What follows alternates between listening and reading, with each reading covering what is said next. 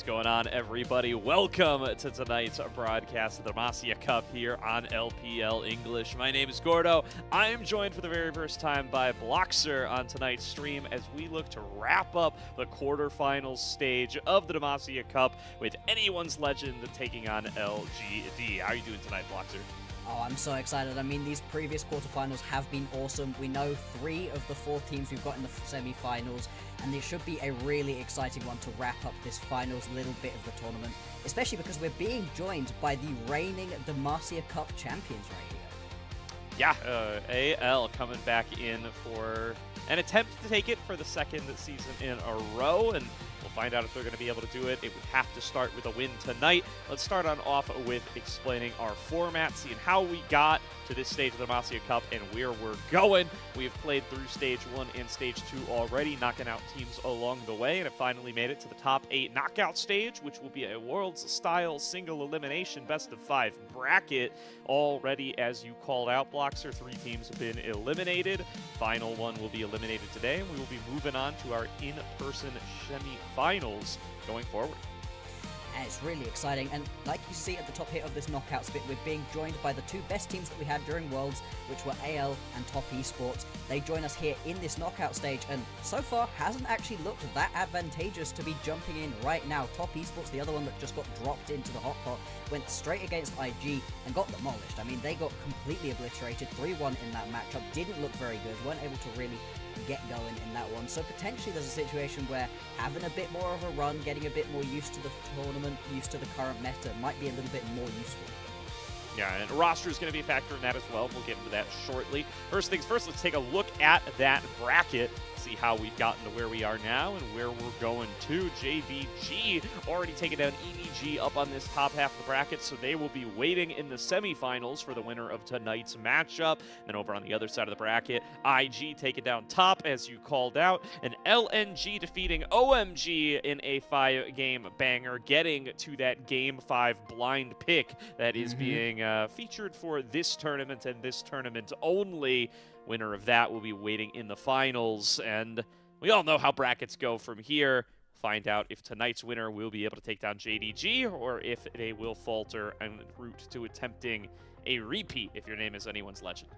Yeah, and I mean, like you saw as well with the previous one, right? LGD, one of those teams we've got alongside OMG and LNG that had made the run all the way through from that very first Stage 1. So they've got a lot of experience under their belt. They've played a lot of matches up until this point. They're rolling. They're in a really good spot. And as we've been talking about, right, AL, they're just getting dropped straight in. But again, we'll keep coming back to it. But roster will very much be a factor. And yeah, it's not quite the roster you know and love for anyone's legend. They've got a couple changes here and there.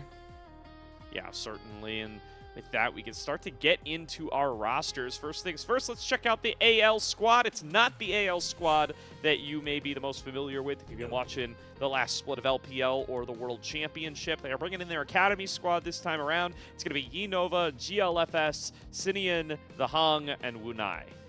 Yeah, when we said a couple changes, the whole thing is different. Now, this doesn't mean, in case you're wondering, that AL during the LPL proper in 2026 will be any different. They're bringing the entire roster back. They're actually the only LPL team, I believe, that has brought every single member back, made no changes. For good reason. They were a very good squad during 2025, and they're looking to roll that into 2026. But for this tournament, for the Demacia Cup, they're bringing out their second squad. Their, you know, developmental players, a few pieces that we really haven't seen very much of. Obviously, GLFS, one of those players that you would have seen before if you watched anything in 2024.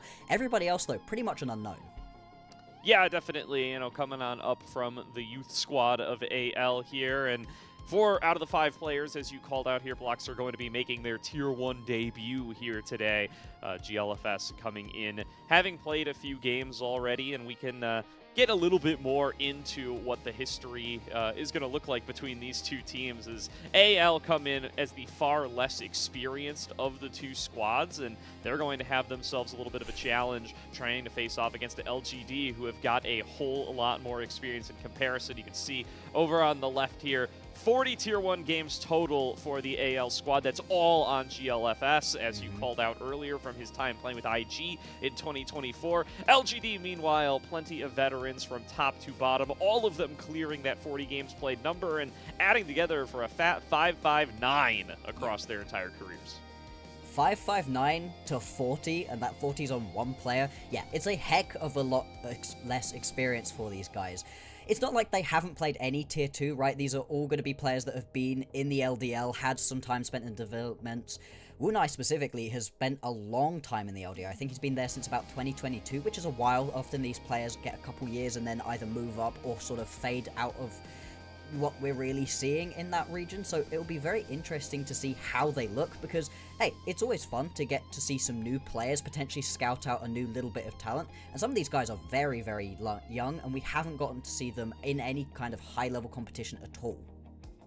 Yeah, and that's going to be the question, right, is who can show out here? What can they earn for themselves throughout this little bit of a venture up to the Tier 1 level, right? This matchup up against LGD to be determined based on their performance tonight as to whether they'll get to face more opponents. But if nothing else, you at least get this best of 5 against LGD. You at least get to see what these experienced LPL players have to teach you on the Rift, and potentially parlay that into what your future in the Tier 2 and Tier 1 space are going to end up looking like. That's kind of something that we're going to be discussing throughout the night, is who stands out from this AL roster, as, like you mentioned, we just have so little footage of especially the 4 guys who aren't named GLFS on this roster, and it's going to be the first time seeing them for very many Western audiences. Yeah, exactly. If you don't watch the LDL, which is really hard to do in the West in a lot of situations, it's hard to just find footage of what they've been up to. It's been really, really tricky to see, and this is a pretty good test for them as well. This is not an LGD that have done badly for themselves at all. I've actually been very impressed with the way that LGD have been able to play, especially off the back of what was a pretty disappointing 2025 for them overall. They had a couple good moments. They ended the split pretty strong, and they kept I think 3/5 of their roster from 2025. So they had some momentum coming in, but I don't think when we were looking at overall teams and the strength of rosters and everything, looking at this squad, we were like, oh yeah, this is exactly who was going to be in these quarterfinals. Yeah, and before we get into LGD too much, right, this is kind of what the AL roster is playing for, right? We rewind a full year to the 2024 Demacia Cup. BLG Youth is kind of the team to look like that's the most similar to this AL squad. They brought in their full youth team to play in Demacia Cup, get some experience against Tier 1 competition, and see what you could produce for yourself out of that. And you can see the results over the course of the last year, right? Keshi finds himself with a starting spot on Thunder Talk. Lu Yu got to start in jungle for Ultra Prime in just this Demacia Cup. And YXL also gets a starting spot in Demacia Cup with the BLG main squad, off of, in part, that experience that they gained at that previous Demacia Cup. So this is the goal that the AL boys who are going to be introduced today are going to be chasing, right? Trying to parlay this performance in Demacia Cup into further opportunities for themselves to see what they can do in 2026 and beyond. Absolutely. It's almost a little bit unfortunate for them that AL did so well during 2025, because they've been dropped right into the quarterfinals. Potentially a run through from either Group Stage 1 or potentially just Group Stage 2 would have been a little bit more comfortable, get you a little bit more time to really ramp up. You've got some matches that you can lose, because this, you're straight into a single elimination best of 5. You really are getting dropped right into the deep end. Certainly here. And now let's get into who they're going to be facing off against today and what that deep end's going to look like. Its name is LGD Gaming. Sasi, Hong, Tang Yuan, Xiaoye, and YCX from top to bottom. And yes, for those observant, we are going to be watching Hong versus the Hong. This is nothing short of a slight against the broadcast, I've got to say. I cannot wait for those mistakes to come on through. It's going to be pretty funny. But yeah, this LGD roster, I've been very impressed, as we were saying, right? This is most of the roster that they had during a 2025 that had some up and downs, but by the end, in the final split where they had this overall roster, was beginning to look really good, managed to get themselves that single best of 5 to potentially make it through into the actual playoffs during the final split. They didn't actually end up making it there, but still, it was an overall pretty good end. And they have looked really, really good during this Demacia Cup so far. Specifically, Hong and YCX have been popping off. Hong has been all over the map and has had some just massive games. When he's looking good, this whole roster looks amazing. Yeah, 3 player of the games already for Hong over the course of LGD's run so far, not the least of which this massive Jace game, getting into the double-digit kills and 0 deaths territory, and just rampaging through the ZSM lineup. Has had some just really solid performances on the core junglers of the patch as well. Some really good Xin Zhao games, some really good Wukong games, and just has been a very reliable jungler across the board, showing up where he needs to show up, enabling his lanes, and real consistent performances kind of across the board have led to LGD eking out wins in a lot of close series over the course of the Demacia Cup thus far. Yeah, it hasn't been all plain sailing for them, right? They've had some ups, they've had some downs throughout. They weren't able to come through any of their groups completely undefeated, but they've looked pretty good, right? 2-1 during their first group, 2-2 during the second, only losing to a couple of the very good squads, and they just do feel like they're getting better and better. Their first couple of matches, there were some mistakes, right? There were a couple misplays, moments where you're like, there's a bit of a disconnect here between what Hong's trying to do and what the rest of the squad is trying to do, but that feels like it's beginning to smooth out slowly but surely, and in the most recent matchup that we saw from them, it was really, really impressive overall. Yeah, and it's also been a pretty impressive tournament so far from a newcomer to the squad, Tong Yuan here, RNG's last mid laner, leaving RNG for the first time in his pro career and looking to start a little bit of a new beginning here with this new squad. So far, off to a rousing start with their berth into the quarterfinals. Absolutely, and this graphic is very funny, but it is a little bit unfair. There were many, many problems in RNG towards the end. Their 2025 was just... it was atrocious. I do like the little uptick to RNG disbands, right? It got a little bit better before it got worse. I personally didn't see it. I think 2025 was kind of a miserable experience if you were an RNG fan, and if you were an RNG player, I'm sure significantly worse. But yeah, it's great to see that Tong Yuan's getting a little bit of a fresh start with a squad that overall has been looking really good. There were some questions, right, coming into this split as like, hey, how much better is this really looking for you with these changes? You've changed out 2 players, and you've brought in 2 players that weren't doing great. There were 2 members that had been on squads that got removed from the LPL, didn't get to play during the 3rd split, and you brought them in. Is that really going to elevate your squad? But clearly they've got the playstyles, they've got the personalities that were needed, because themes seem to be clicking really well at the moment. Yeah, there's always a risk bringing in a new jungle mid 2-0, especially one that wasn't previously playing together, right? How well are they going to gel? How much are you going to be able to hit the ground running? And Hong and Tong Yuan have done a great job over the course of this Demacia Cup so far, being able to accomplish just that. They're not necessarily a real mid-jungle focused team. I think they rely on their solo laners to be a little bit more consistent, but Hong and YCX together have been able to join forces to make plays happen around the map. We already highlighted how much Hong has been able to find quite a bit of success across the board throughout the tournament thus far, and if they're able to keep those performances going, right, facing off against a squad of relative newcomers to the Tier 1 scene, feels like LGD should come into the night pretty favored. I would definitely look at them as the favorites coming into this, right? We've seen what this LGD squad could do versus some of the other squads that were filled with a couple more of the LDL players, a couple more of the just not full-time top-tier LPL players, and they were able to do very well for themselves. That's where the majority of these wins have come through. Whether or not LGD are going to come into this as a favorite you're looking at towards taking the entire tournament, I'd say no. I think that they're not quite at that level yet, of course.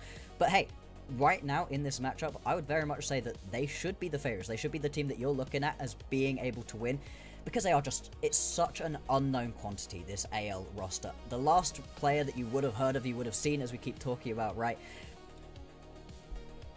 he didn't do great. That was not a particularly good IG squad that you had him on, particularly, right? Like, will this squad really pop off in this situation? It's not like they've not had any playtime together, right? They have been playing a little bit in the Asia Masters. They played during, I think, the first round of Swiss together, a couple of these players, so they have got a little bit of a time to get a little bit of something going, a little bit of chemistry started, but nothing like LGD have throughout the entirety of this Demacia Cup. Yeah, and that's where you're going to be leaning on individual play a little bit more, right? Somebody from AL showing up and giving us something a little bit different that we might not have expected performance-wise to see AL try to take a lead in this series or even take the series outright. I think the players that you got to look at in the matchup you got to highlight is going to be in the jungle here as GLFS comes in, of course, as the most experienced player, did have that run with IG in 2024, has now gotten another year to kind of build up his skills and is facing off up against Hong, who has been a big part of the engine for LGD throughout the tournament so far. So if GLFS can show up, can hose Hong, can get himself into a position to make his team successful, and if we can get a little bit of mechanical brilliance out of some of the mechanical and newer, younger players coming in from AL, that would be the place to look at for AL to be able to potentially take a little bit of a front foot in the series, as we are getting into draft for game number 1. And there's that Zyra ban, which we haven't gotten to talk about too much. Hong, the only guy in the tournament playing Zyra right now, has been pulling bans on it and has even gotten to play it once so far. It wasn't even in a win, though. He didn't pull out a win on it, but people fear it so much that he's still getting that one banned away from him, which isn't particularly surprising. I'm not surprised by any of these bans. This is just taking off the top tier of pickups throughout the entirety. This would be a little bit surprising, right? The Qiyana has been a very strong jungler recently, but it hasn't quite been first pick in a lot of situations. It's usually something you want to see a little bit more from your opponents of before you fully lock in. It does very much commit you to quite an aggressive playstyle, both in the jungle and then in the team fighting as well. But AL, they're clearly going to be confident with this one, going to grab that for GLFS. We'll see what LGD respond with.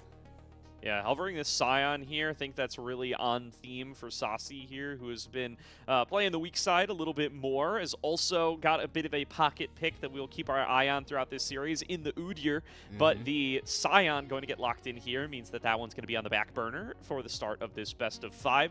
Great selection, though. Going to be good into pretty much any top lane and going to be good into the Qiyana in particular as well. When you see an assassin face up to start off your draft, picking something that can't get assassinated is certainly not a bad place to start. And they will pick up Xiaoya, the Misfortune, for already what looks to be some sort of team fighty comp.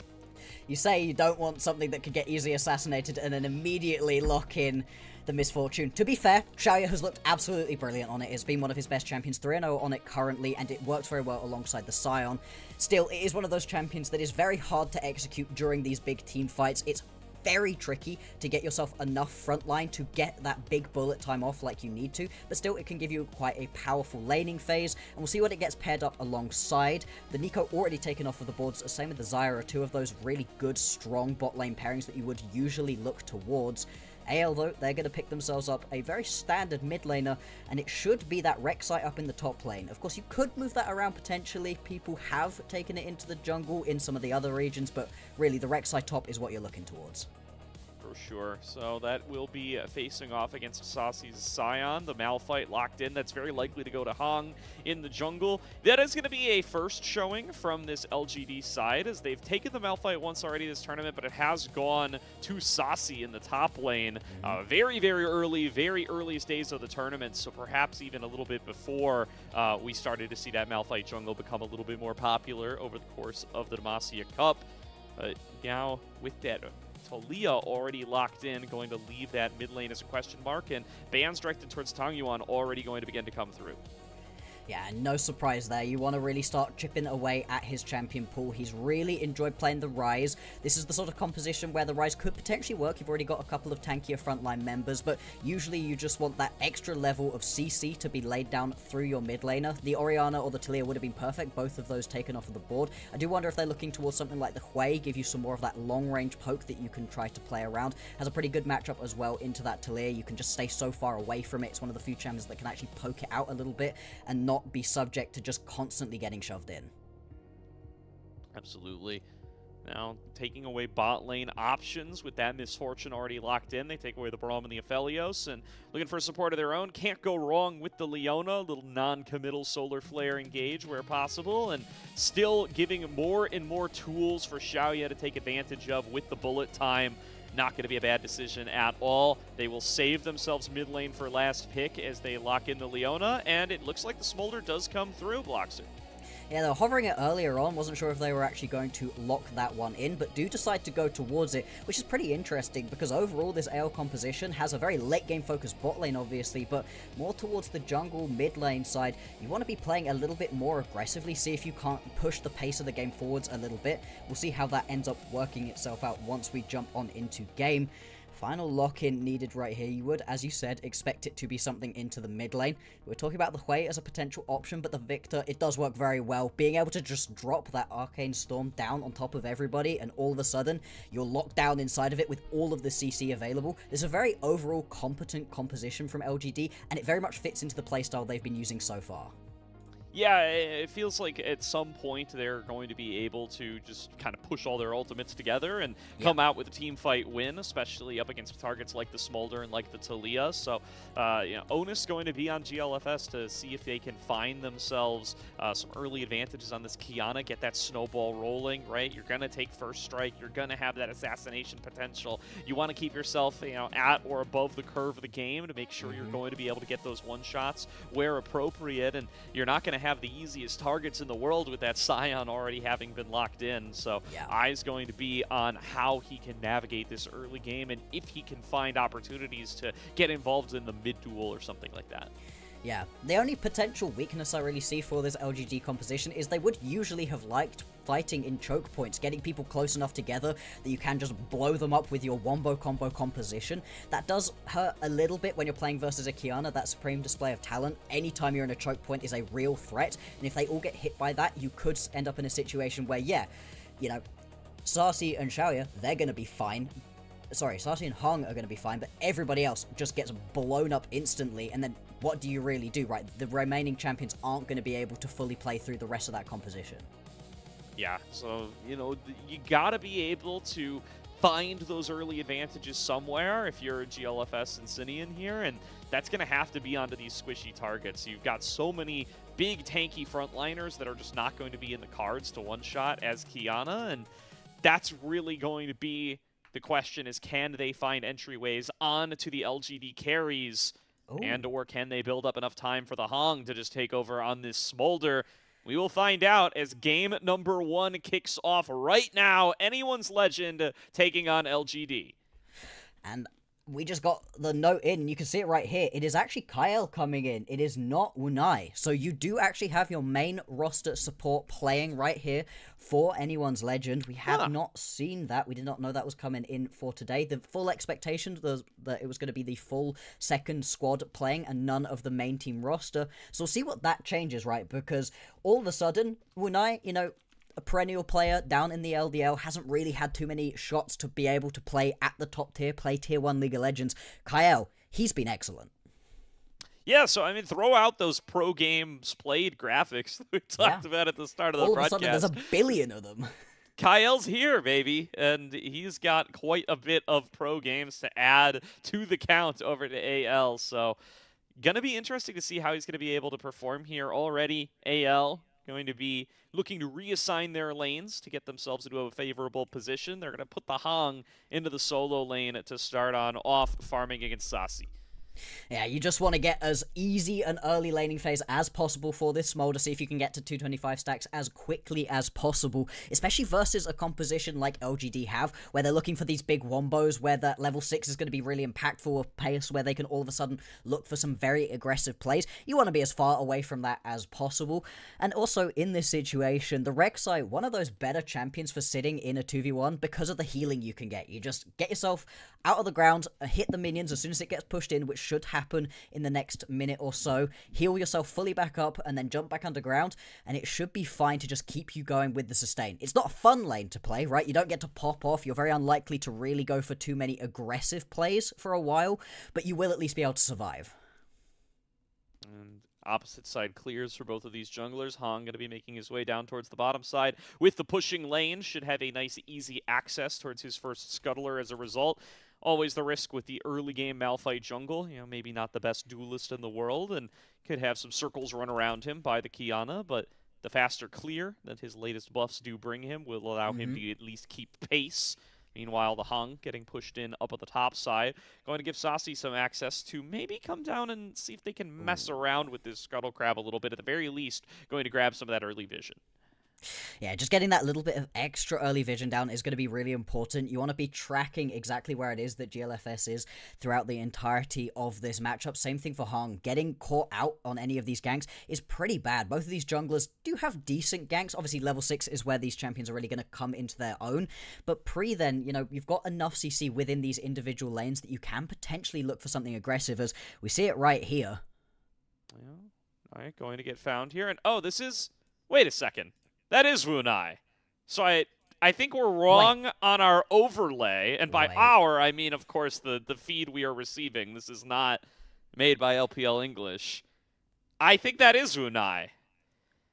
Which would make way more sense. That was what we had expected coming into today. We'll see if we can get some confirmation for you on that one.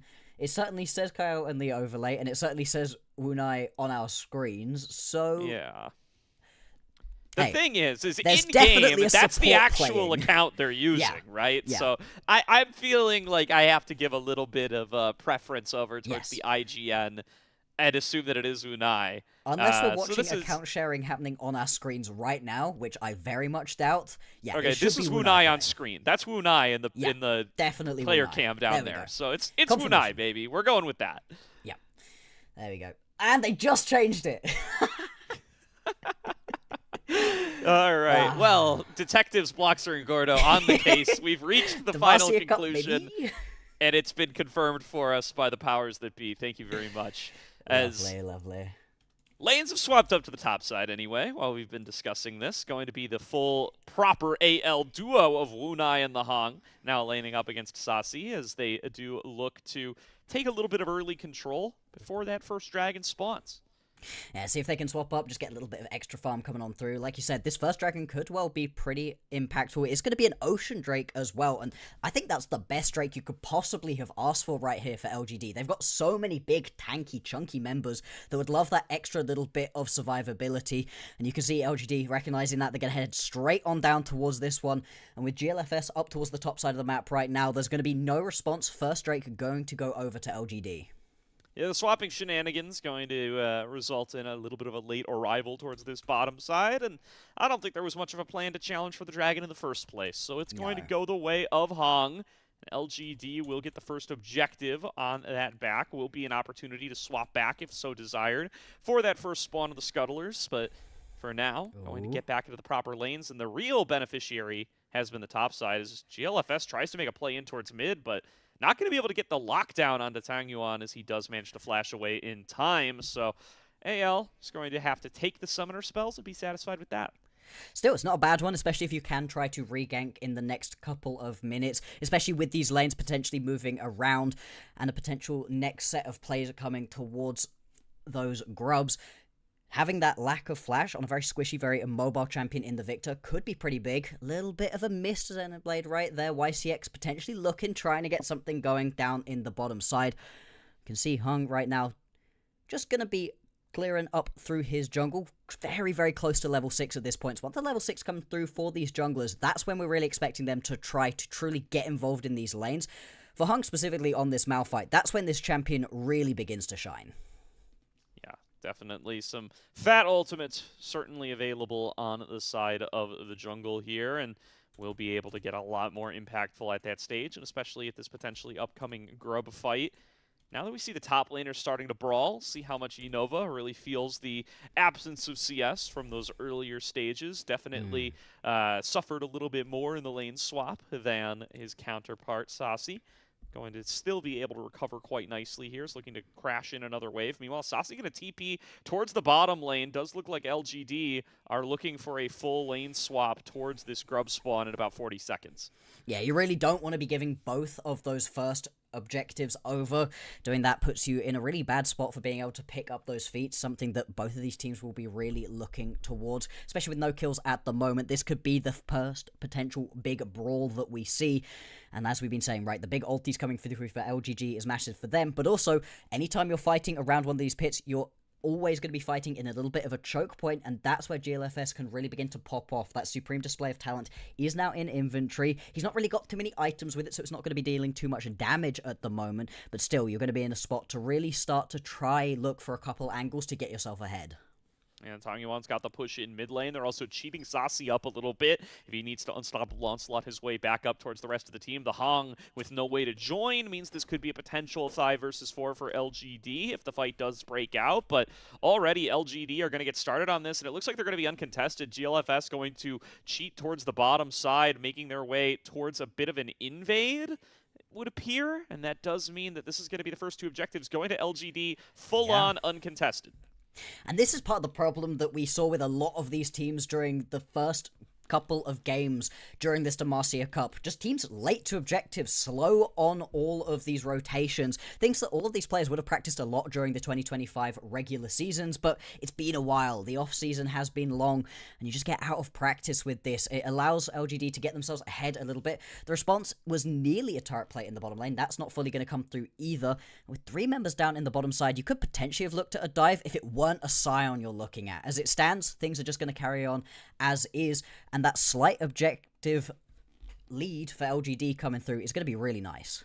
Yeah, Xiaoye just going to bullet time the wave there, just keeping Nova on the back foot, going to try to secure themselves a second turret plate in this 2 versus 1. And yeah, everything that was tried to be cross-mapped by AL has just been matched and exceeded by LGD. They get 2 plates while AL still have yet to take down 1 on the bottom side for themselves. Yeah. They both traded the blue buffs on each respective side. All in all, LGD just come out ahead.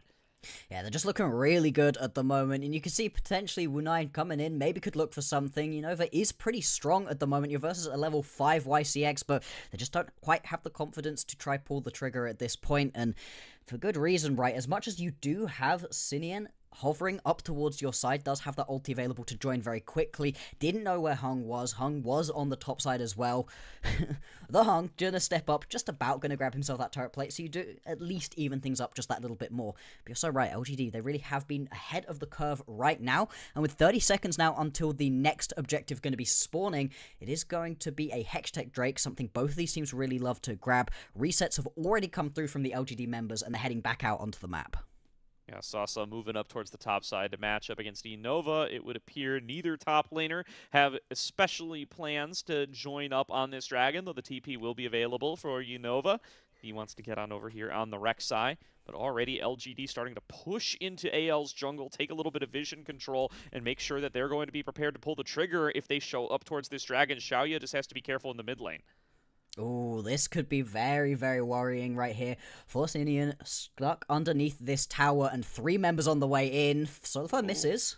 All right, there's going to be a whiff onto the solar flare, but there's Hong with unstoppable force, finds the knockup, and gets the first kill. It does go the way of YCX, but LGD are just going to be happy with their numbers advantage. Xiaoye, though, under potential threat in the mid lane, pops the bullet time, will be able to clear out the wave, and GLFS just has nowhere to get in. Heck, does he even have a way to get out right now, though? Fully spotted out on a control ward. Yeah, now here comes up Hong trying to keep the fight going. YCX going to look for the Zenith Blade, gets GLFS for a short period of time. Hong going to throw down Mom for a little bit of interference, and will push the rest of LGD back for the time being, but it's going to have to be a retreat. Tangyuan is in position, ready to help out with the rest of them, with the mid laner still dead. Coming back to the lane now is Sinian, but will probably be too late to contest onto this dragon unless another fight breaks out before then. Oh, it looks like it might well. Both the top laners do have teleports, not currently looking to use them.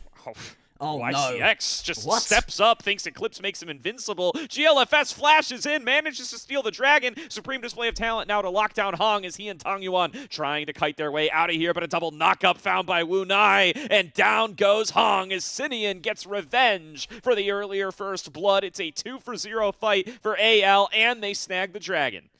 After a very slow early game, AL, they explode onto the map right there, but it's all off the back of just some weird decision-making, weird plays from the LGD members. YCX obviously gets himself caught out, but overall, LGD, they were just too slow towards this play. You've picked up that kill down on the bottom side of the map. The Drake has spawned, and you've got resets that have already come through from all of your members. Why have you not immediately started up the Drake? I get that they're tussling over their mid lane priority, but your upper member, both top laners are currently sat top lane, so you have a numbers advantage anyway, and you can teleport your top laner in if needed.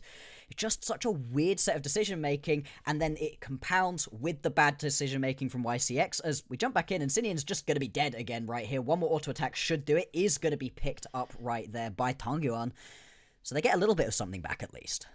Yeah, I mean, Sinian's last cup flash from the earlier bot gank effectively punished there. We didn't get to see exactly how the fight broke out, but I see YCX with a solar flare on cooldown, and I have a pretty good guess as to how that was started by LGD. Just needs to stay further back as the flashless Talia and does not manage to do so.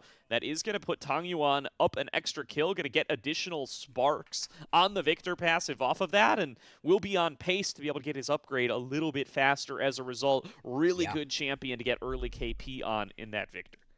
Absolutely. The way that this early game has just been going in general has looked very good overall for LGD. Yes, there was the odd decision-making, the slightly poor fighting around that Drake. They also lose out onto the Drake, which is unfortunate. That would have locked up their objective feats for them right there. But still, it's overall been looking pretty good.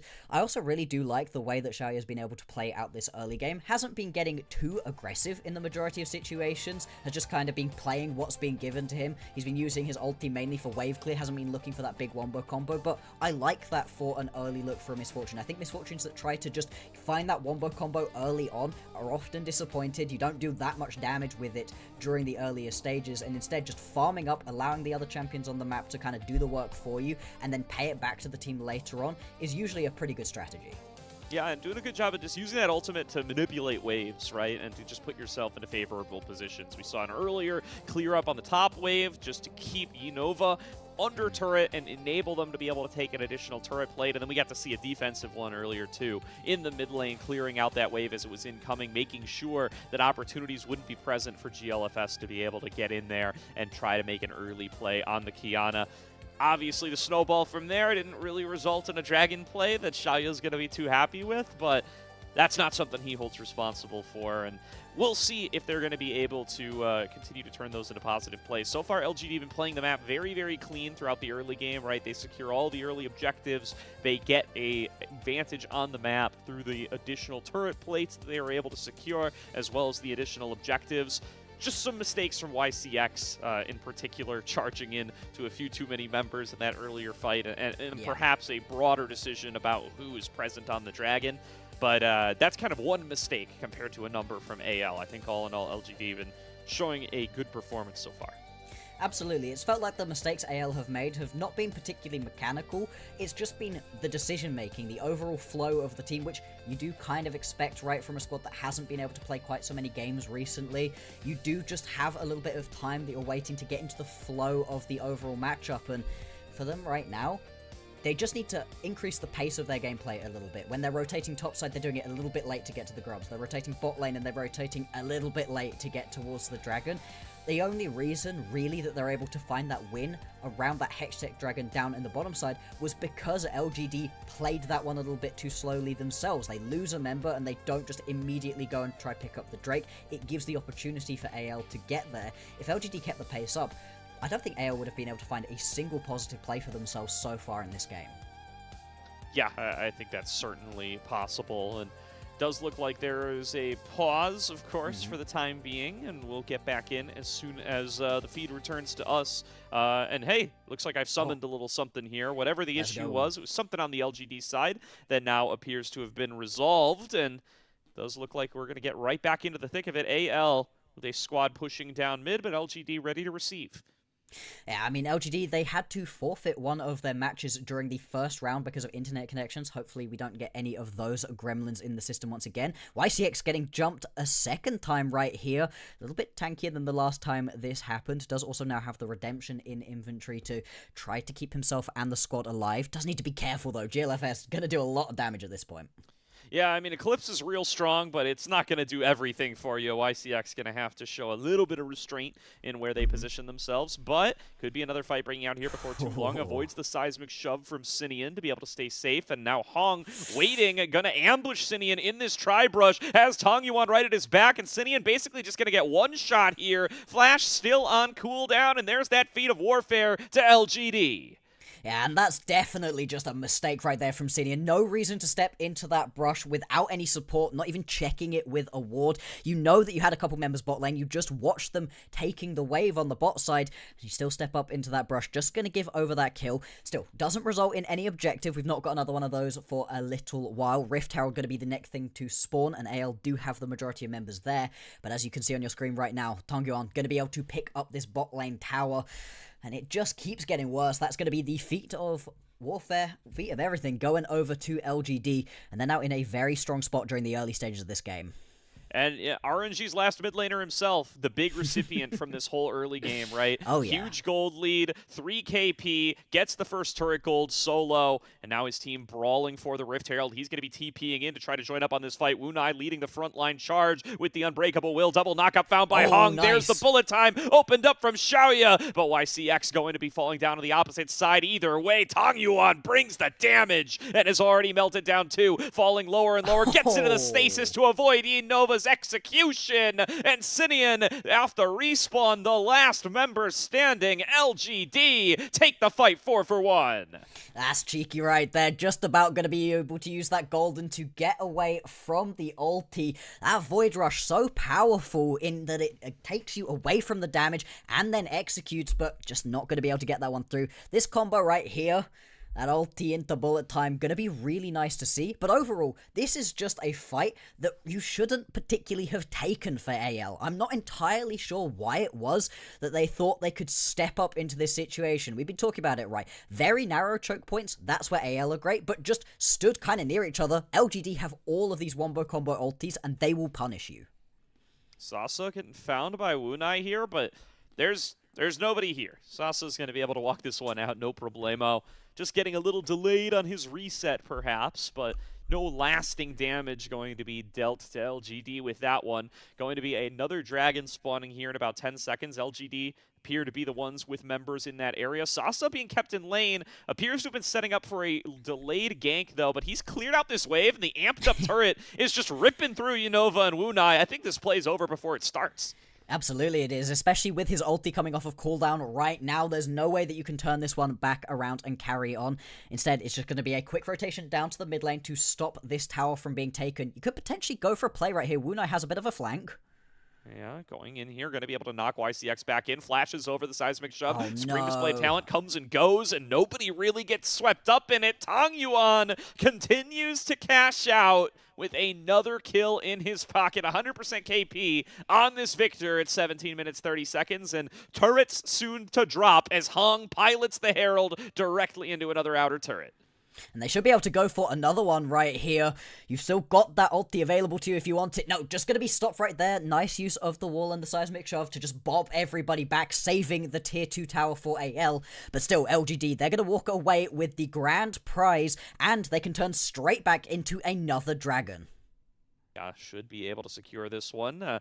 Maybe could use a little bit of additional firepower to do it quickly, but Xiaoya having no problem keeping the mid-wave shoved on in, and LGD off to a nice, comfortable, close to 5k gold lead after a couple of one fights. And didn't get to finish the point earlier, but Tong Yuan has kind of been the big benefactor of basically everything that's happened this game. He's gotten a bunch of time to farm solo. He's gotten a bunch of kills. Every gank has been towards him. He's gotten solo turret gold. He is wealthy, and he is rocking up to these fights with a massive individual advantage of 2.5k. Oh yeah, he is rolling right now. The only thing kind of putting a dampener on the Tong Yuan experience at this point is the fact that he's had to go and get himself a Zhonya's first. You do have to in this situation. You already saw it pay dividends earlier on versus Unova, but just this whole composition, getting blown up, is the only thing that can really threaten you. It does mean that you delay yourself getting towards as much damage as you really want. Your Lichbay and your Rabadons potentially, that could have been second items, are going to be a little bit delayed, but in pro play that is often the case, and it isn't really dampening anything too much. 10 stacks on that Dark Seal as well. We'll see if that one turns into a Medjai's, because right now he is ripping through people. But it is not just how strong the carries are for LGD, it's also what damage AL have available to them, because you've got so much armor right now on your LGD members. They have got a couple Sunfire Capes, they are just tanky as heck at this point. And in terms of AP damage that could actually hit at this point, Xenian has really very little. It's just a Seraph, so that's some extra survivability, some mana and stuff. That's not what you want to be actually getting through these tanks for LGD. No, not at all. And you can see working on the Void Staff second just to try to get some more straight-up damage. And would be beneficial once he finishes it, but nowhere near what Tangyuan's bringing to the table. We talked about stopping off of that Zhonya's Hourglass. Maybe not the biggest straightforward damage build, but already on another Needlessly, going to kind of bypass that disadvantage and may as well have a second Needlessly in there with that fully stacked up Dark Seal. So this guy is a raid boss, and AL's team fighting strategy has to be centered entirely around stopping this Victor, or he is just going to mess them up. Next to Dragon, still 3 minutes away, so a little bit of breathing room to be able to collect themselves and potentially put a gank together. But Hong and Tangyuan are not slowing down. They are looking to maintain control over the jungle, and GLFS cut off from the rest of the team. Flash forward from Hong. Supreme display of talent, attempts to create some space, but Hong's in there with the unstoppable force to pick up another one against his opposing jungler. Wunai forced to pop Unbreakable Will as well, and LGD, they're just going to march towards the Otacon. Yeah, that Arcane Storm just going to deal more than enough damage to dissuade any potential step up here from AL. And this has been the big problem throughout this game. The rotations have just been coming through too slowly for AL. GLFS, he needs to get out of dodge much, much quicker. Even on a pretty slippery champion in the Kiana, just was nowhere near enough to get away from just being walked at right there by a Malphite. And now you've split your focus, going to be able to take down the Atachan and get some more damage onto this tier 2 tower in the bottom lane. LGD, they are in firm control of this game, and it's going to take some real fun play from AL to get themselves back into this one.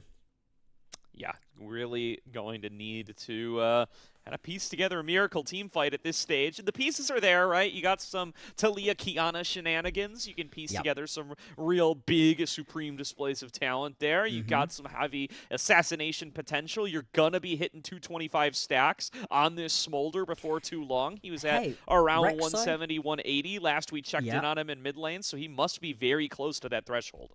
And Rek'Sai and Alistar, that's some good backline access, right? You've got pieces here.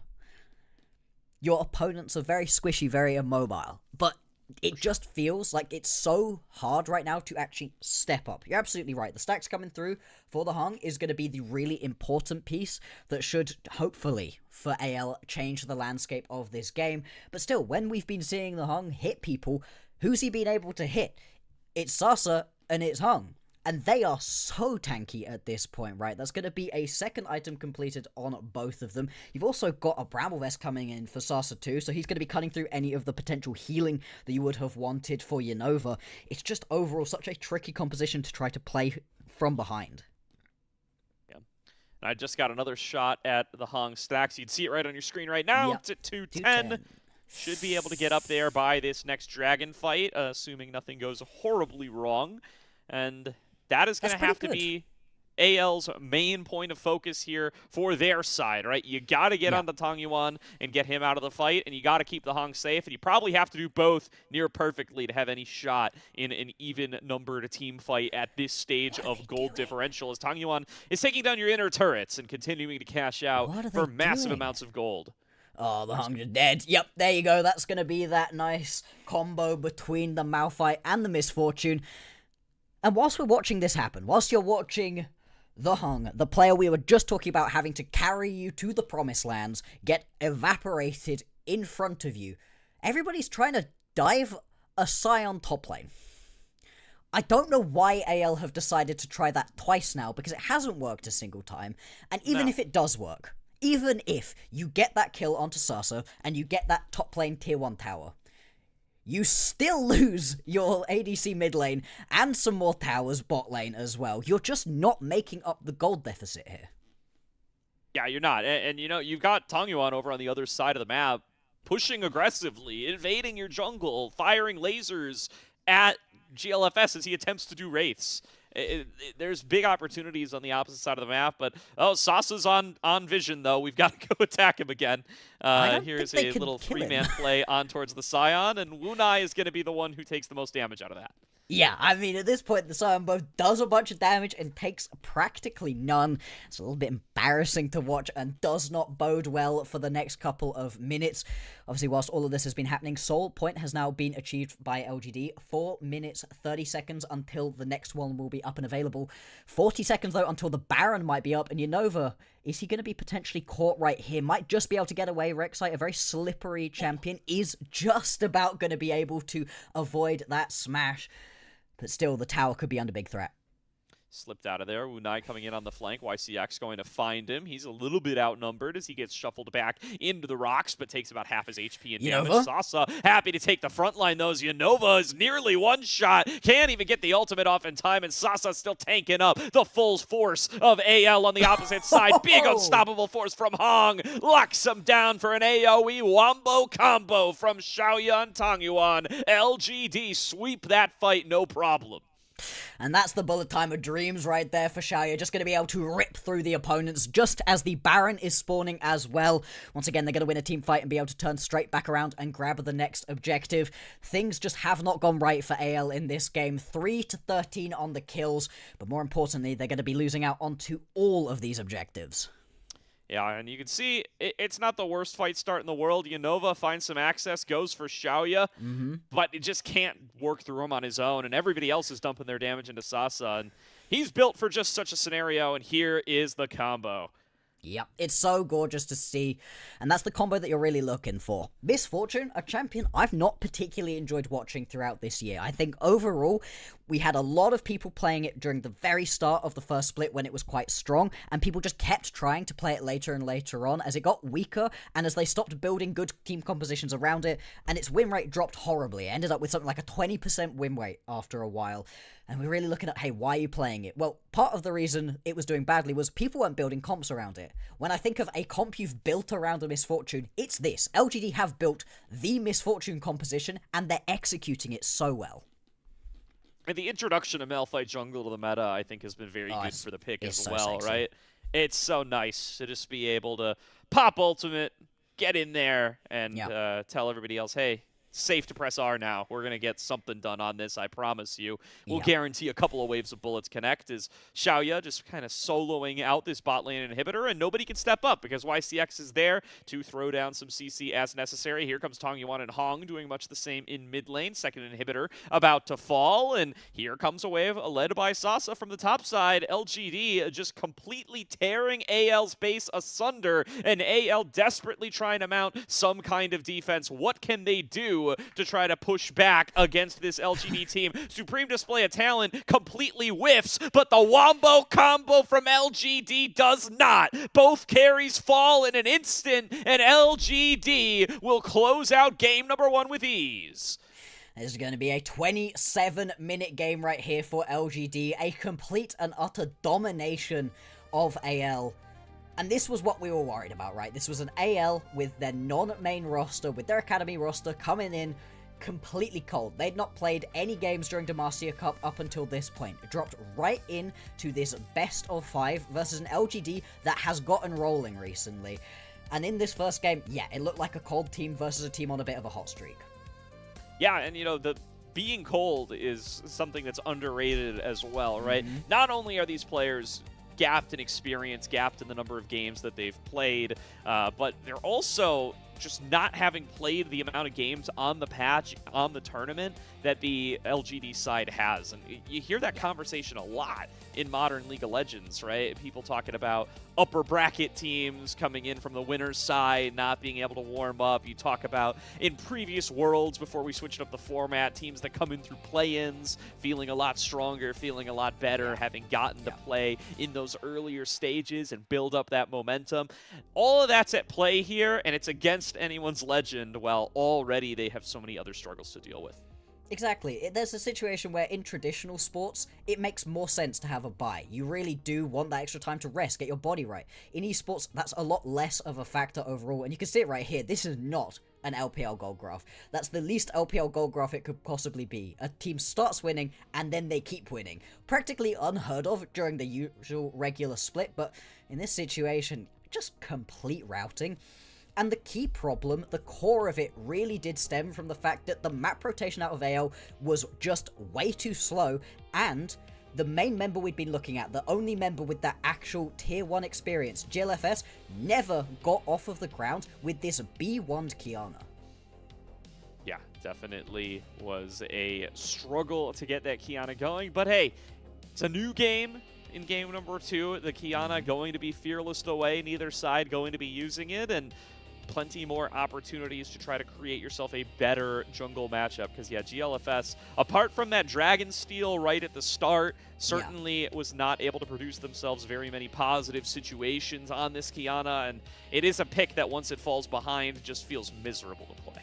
Yeah, it's one of those situations where if you get ahead on it, awesome. You just start ripping through people. All of a sudden, the misfortune doesn't get to play. You certainly don't get to see Tongyuan popping off on this Victor in the same way he was able to. But in this game, in the way that it played out, you kind of had to try to get ahead, but there wasn't really a lane for you to try to play around. You're getting pushed in bot lane constantly with the constant map rotation as well. There wasn't just a straight up early laning phase that you could go gank into, one of the big powerhouse points of having this champion.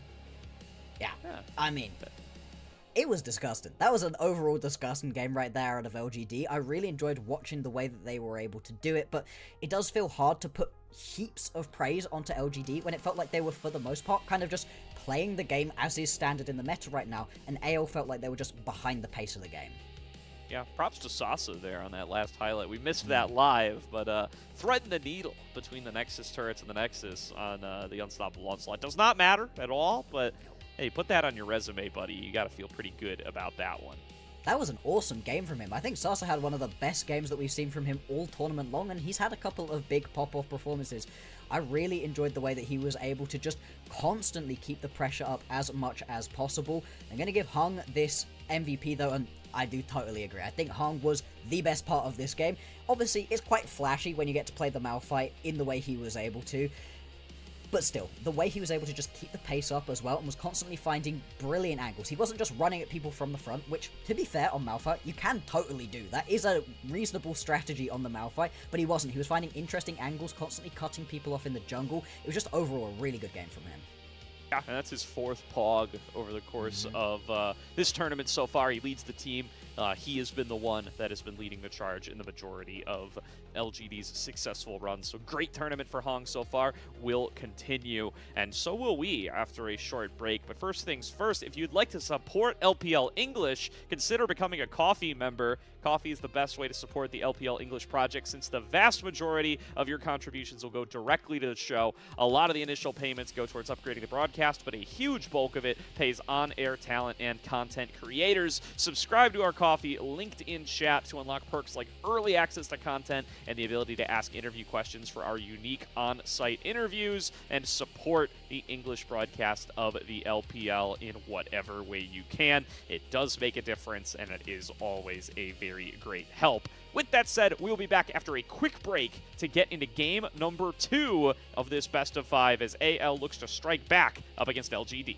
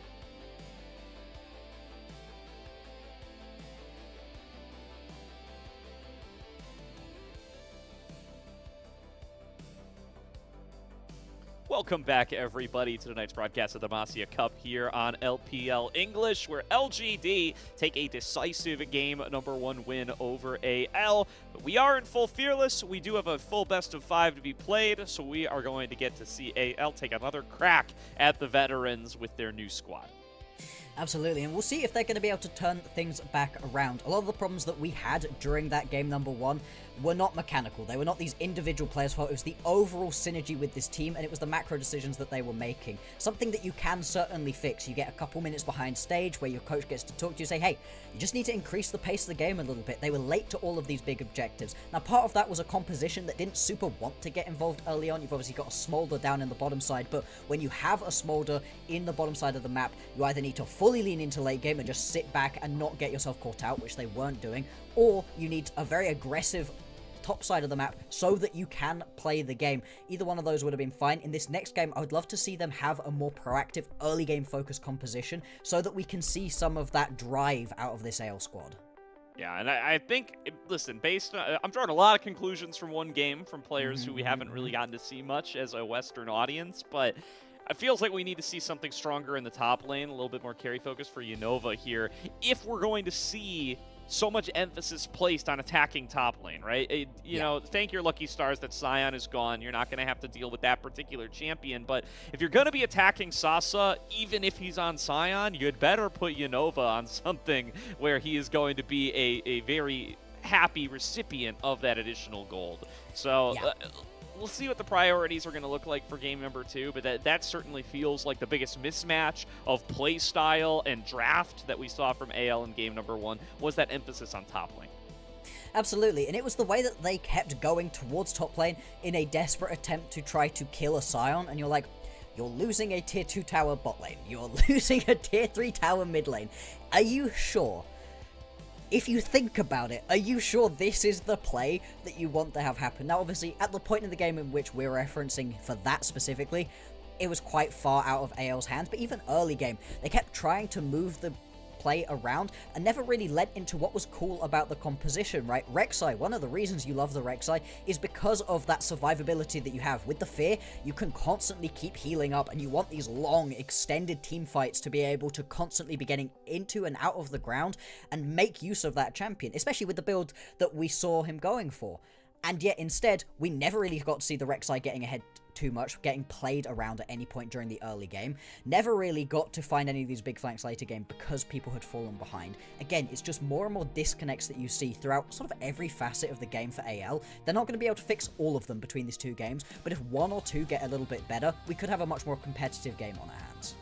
Yeah, certainly a lot of aspects that felt like they were kind of pre-planned, maybe really well rehearsed, but perhaps with different compositions. You know, similarly, like you said, you'd like to see the Rek'Sai get ahead. The Rek'Sai gets put in the 2v2 up against a ranged champion and can't really farm, falls behind 30 CS before it's even in lane up against the Sion. Yeah, a lot that doesn't quite work out the way you might hope for over the course of that early game stage. The other aspect here is Tang Yuan gets off to a massive lead. Sinian gets put pretty deep in a hole off the fact that it was continuously bullied for that flash that got blown earlier on the very first gank. Gonna need to cover Sinian a little bit more and prevent your mid laner from falling so far behind if they're going to have such a pivotal damage role in your team composition. Already an early lock-in of the Ambessa as we get into the true draft, by the way, and Tang Yuan going to be happy to pick up the Rise fresh off a very strong Victor performance. Absolutely, another one of those champions that he really likes to go towards. It's been his most played. It is 2-2. It's not something he's got complete success on, like a couple of those other champions, but still, he is going to be very happy to have something very comfortable, and I do like the Wukong pickup as well. The thing with the Rise is we want to see proactivity. That's not something he was having any struggles with previously on the Victor, so if he can roll that into this next game, that will be really good to see. For AL, currently thinking about grabbing themselves the Ziggs, potentially. That'd be very early to grab that one. I'd be surprised if we see that one locked in. Instead, if you do want to take yourself an early ADC, I was going to say the Inara makes a lot of sense, as the Varus. Instead, they're going to pivot over towards this Aphelios. This is quite similar to what the Hung was playing in the previous game, in that you want to get it quite late game to really start popping off, but it does have a slightly earlier damage curve, and you can also just hit things from a lot further away early on, which should make this early laning phase a little bit easier. Yeah, definitely going to get paired up alongside the Royale. I'm just happy to see the Aphelios back in the meta, especially in LPL. It's a pick that a lot of players have a lot of expertise in from seasons past, but 2025 left it a bit in the dust. So happy to see it coming back here, especially on these kind of big, heavy engage compositions. That something with an Ambessa and a Rel going to bring with it.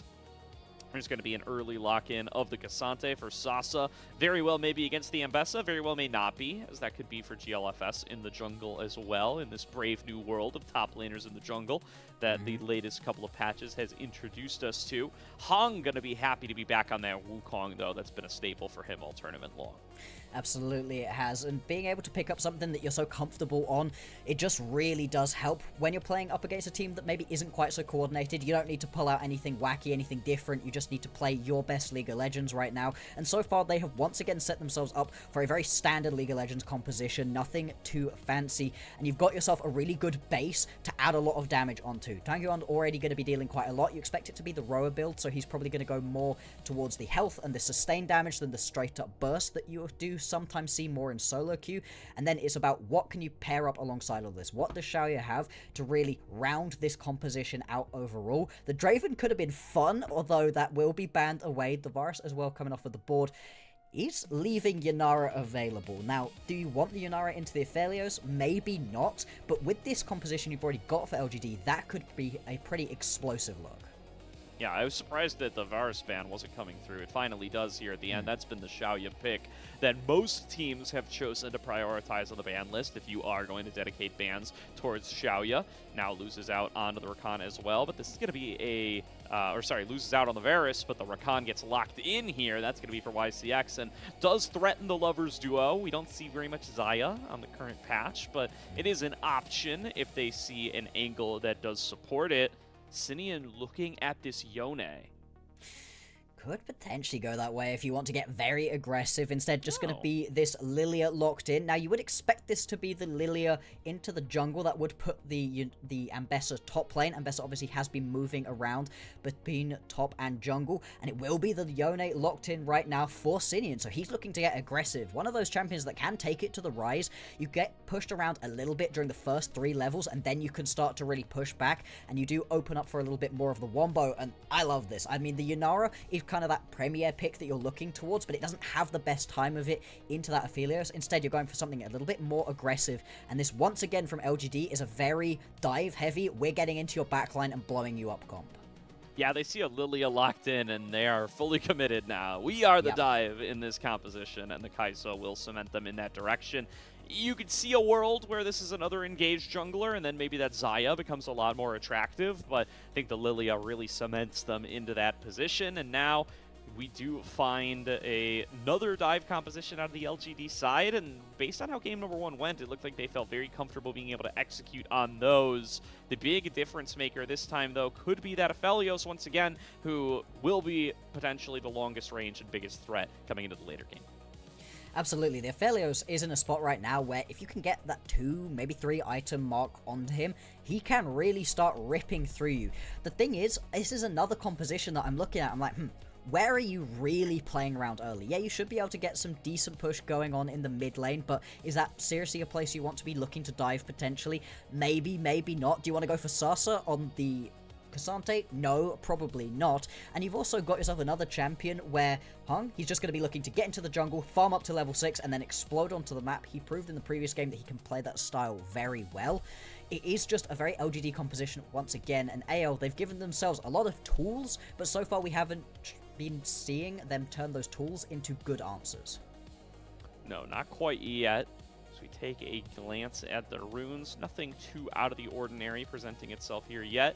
We do get to see a stronger top laner, a more carry-centric top laner for Unova that we were talking about earlier, as the Ambessa is snapped on up and could potentially benefit from a couple of early ganks going their way if that is where they decide to focus, and if they do decide to try to take Sasa out of the game on this Cassante. He will be playing frontline once again for the 2nd game in a row as we take you into Summoner's Rift for game number 2. Here it is. Alrighty, you need to show so much more for AL in this game. The previous game, it's over, it's done. Don't need to think about it too much anymore. Just correct on some of those mistakes. For right now, could potentially get a little bit of aggression right here out of AL. They do have an okay early look, although I'm not so sure that you want to turn it into a full 5v5 brawl. No, just going to have a look, put down a ward, and actually is just going to be fully swept away. Tangyuan having that sweeper early on removes that early vision. I can understand why you're going for that right there, though. You would love to know where it is that Hung is going for ganks, because the Wukong, he has an interesting playstyle where you really do just want to farm until level 6, then begin getting involved in skirmishes and ganks. But Wukongs that do that do sometimes fall a little bit behind and kind of need the gold of an early gank to kind of accelerate them forwards. So knowing where he's at, avoiding falling prey to that early gank can be critical. And there's going to be swap number 2, this time initiated by LGD. They're going to put Xiaoya in the lane up against Unova, and once again, feeling a little bit more comfortable with their top laner being the one who has to face down against the Hong. Will definitely be a tough early phase for Sasa this time around, but it is K'Sante. He's willing to take these kinds of sacrifices for the team, as the Hong is going to, or sorry, just Hong is going to be going for an early invade here. Hung and just Hung as our just two players in this game. Yeah, Hung is going to be able to pick himself up a couple of the camps over on GLFS's side, and I really like this. I love just initiating this full-blown split map situation, because what you're doing is you are daring GLFS to either come join you, in which case you do clear much quicker, as the Lily are one of the fastest clear speeds that you've got in the game, but you don't really skirmish too well early on, or you're saying, hey, do you want the bottom side of the map? What can you do with the bottom side of the map? Well, you're into a Rakan and a K'Sante, so the answer is most likely absolutely nothing. There's not a bot lane you really want to be diving in a 3v2 situation, whereas top side, you are just buying time for Xiaoya to get his farm going. You're putting an Ambessa that we talked about wanting to get ahead behind. This is a really nice set of early pathing out of LGD. Yeah, absolutely. LGD did a great job of controlling the early game in game number 1, and look to be having things going in their favor in game number 2. And Sinian going to be the target once again, has already used Soul Unbound, and Tang Yuan just chasing onto him, gets the full combo, but not enough to take that Yone out of the game. Sinian going to be forced to use an early flash, going to lose a wave to the turret on Tang Yuan once again, starting to exert some early control with help from his buddy Hong.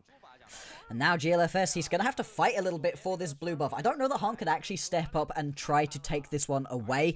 You do see all of the members of AL's bot lane moving on up just to give that little bit of extra cover, but this is still just time you're wasting out of your lane, not being able to push these waves through.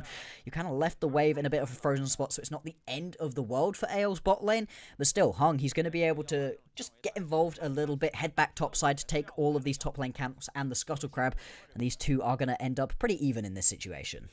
Yeah, will still have his topside camps to clear on out, as you call out, and doesn't fear an invade from the Lilia on that side. Not while he's got Tang Yuan there to back him up. Sinian actually did not end up taking the recall. Tried his best to scoop up some of those minions where he could. At the very least, was able to get himself the experience. So will still be in lane for now, and has regened a fair bit of health off the Doran's shield and the health potions that he had. But Tang Yuan still feeling very comfortable and very in control in that mid lane. Absolutely. The only problem right here for Hung is that he is just quite far behind the curve. He's just taking a while to get through his early camps. Not something you really want to do on the Wukong, as we've been talking about, right? That level 6 going to be very impactful for him, but it shouldn't be the end of the world. Down on the bottom side of the map, you did see that a couple of plates were taken by the Hung, so he's been able to get himself that power that you're looking for out of these lane swaps and not following the lane swap towards the top side of the map. Whereas Xiaoya, as much as he has been able to get himself a decent chunk of CS, wasn't actually able to take a tower plate, so isn't quite as far ahead as he would have liked to have been at this point.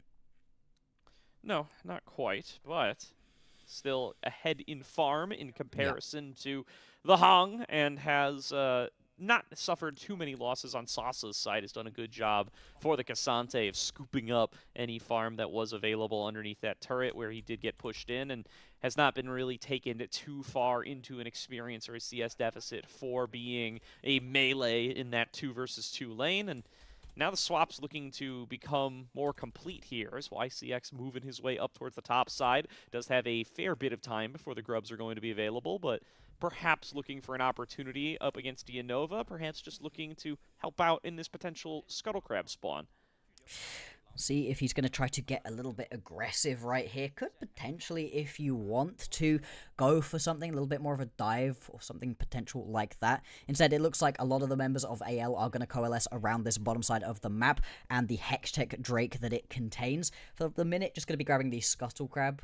Sorry, just going to be grabbing the vision around the area and setting up for it potentially. I don't think they feel confident at the moment to really be able to go and start this one out. You don't have any priority mid lane, although now seeing your mid laner and the jungler heading up towards the top side of the map, I mean, this is going to be a bad situation right here for Yanova.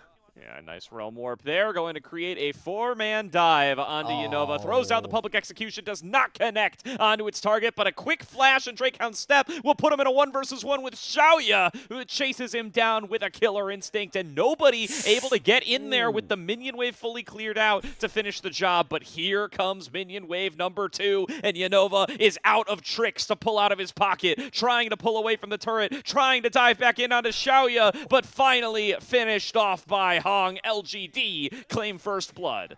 It's going to be the Drake picked up at the same time for AL in the bottom side of the map, so they're not too worried about that play. It would have been great if Yanova could have lived, and he did his absolute darndest to be able to. If that public execution lands at the beginning of that play, there's every possibility that he's actually able to survive and pick himself a kill back, but alas, that is not the universe that we live in, and so it is going to be that 1-for-1 trade. The key thing here is that Sasa didn't get dove. Nobody could really go for this Cassante at this point in the game. Level 6, way too tanky right now to be taking down underneath a tower, so it is just going to be that Drake grabbed. Still, it's a proactive play out of AL that we wanted to see. Absolutely. AL do successfully trade something in the early game. Yep. That is something that was difficult to say in game number 1, and now that they do get that first dragon, it's going to slow any kind of stacking efforts and maybe even produce one for themselves. And Yanova does a good job of absorbing that pressure for as long as they possibly could. Obviously, they do go down at the end of the day, but making things very close and potentially looking good for future dives if they are able to replicate similar results. But now the Rift, or the Grubs, I always want to call them the Rift Grubs for some reason, but they're the only Grubs there are going to be worked on by LGD. Hong going to claim the first, but Unai and the Hong are coming down to try to challenge for it, and it looks like AL might not give up these ones without a fight. Full engage on a Unai, Cyclone used, and they're just going to try to melt down the Rel. Unai flashes away on single-digit HP. Is Sinian going to take a fate sealed in onto Tong Yuan, trying to finish off his lane opponent. Tong Yuan falls. YCX is forced to flash over the wall, and AL take a win in a team fight to claim themselves the majority of the Grubs. Actually, I think that the first two did go over to LGD, so it's just going to be this final grub picked up right here for AL, but the fight win is way more important, and that's the problem for LGD with blowing all of their big damage right into Unai. They don't even manage to pick up that kill. Even if you do manage to pick up that kill, it doesn't fundamentally change the outcome of that team fight. You still get routed on the backside of it and end up having to turn tail and run. The only saving grace is that at this point in the game, without any first items completed, the damage wasn't fully there for their opponents to make the most of the fact that they'd used everything onto the support. Yeah, really thought they were going to be able to just quickly burst out Unai there, but he lasts a lot longer than they bargained for, and that gives AL the angle that they need. They do not actually pick up 2 grubs there, though. LGD were able to finish off 2 in time, so they do come up with the objective credit and the better pushing power, but already off to a better start here as they get a kill onto Sinian on this scaling Yone pick. Gonna really help him out as he tries to accelerate towards his first couple of items and really get to the point where this Yone is going to be a massive threat in the later fights. Good start for AL, especially when compared to game number 1, although Hong still keeping up the invades, still keeping up the pressure into the enemy jungle and doing his best to not fall behind this super fast clearing GLFS Lilia. Right now, it is going to be the gold sat at dead even. As you said, GLFS just trying his best to keep up the pressure right now, keep stealing away as much as possible. Hung was able to grab his chickens, though, and this is going to turn into a potential little bit of a smite fight. Could maybe tell us what's going to happen later on. GLFS going to be able to grab that one and walk away. Hung didn't actually have the smite at that point, so just going to have to watch his chickens be taken right in front of him. But still, I gotta be honest, in a Wukong versus Lilia matchup, to only be down by 13 CS, that's not bad at all. You would want to be way further ahead as the Lilia, 25-30 CS ahead. Tangyuan is deep behind enemy lines, looking for a play onto the Hong. There's going to be a flash over the wall. Tangyuan locks him down, and Xiaoya picks him up. LGD get a second kill on the board. Woo, that was really nice to see. Tangyuan feeling himself a little bit right now. Unfortunate that YCX picks up the kill. You would have much preferred it to have gone onto either of the main carries, but still, it's going to result in a little bit of extra gold for the team, and with the Realm Warp, going to be able to get down to the bottom side of the map and stop that extra turret plate from falling, hopefully stop that tower from falling as well, although resets are coming through, and Unova is once again shoving this wave down. This should actually turn into that first tower being picked up, and this is a good proactive look. As much as we've been praising the activity right here out of LGD, AL, they are still making things happen. And notably, YCX wanted a recall there. I think he needs wards, but doesn't get it off. And this is with the dragon spawning in just a few seconds. So LGD may be a little bit behind where they would like to be here. Hong just finished his own recall. Now YCX is channeling his and getting it interrupted again. AL are going to be the first ones to start this off by a mile. It looks like LGD, they don't want to give up this second Drake, don't want to allow this Drake stacking to come on through, but you are right, they are so late to the rotation right here. In fact, Hung, he's just taking the wolves right now, going to be moving on down. They're going to be really late if they decide to take this one. I think instead they're just going to concede this second Drake of the game, recognize that the timing just isn't going to work out for them, but that does allow AL to get themselves even closer towards Soul Point and towards having control over this game. LGD forced to take their licks there, but wisely they do not take a fight that they were doomed to lose. They have no quickness. They have not the resources to be able to get in there. They have no vision. Would definitely have put them into a dicey situation. Although Unova kind of stepping up here, picked on up by a grand entrance, but Tangyuan not quite in position to keep the pressure onto that Ambessa or deal enough to work their way through that health bar.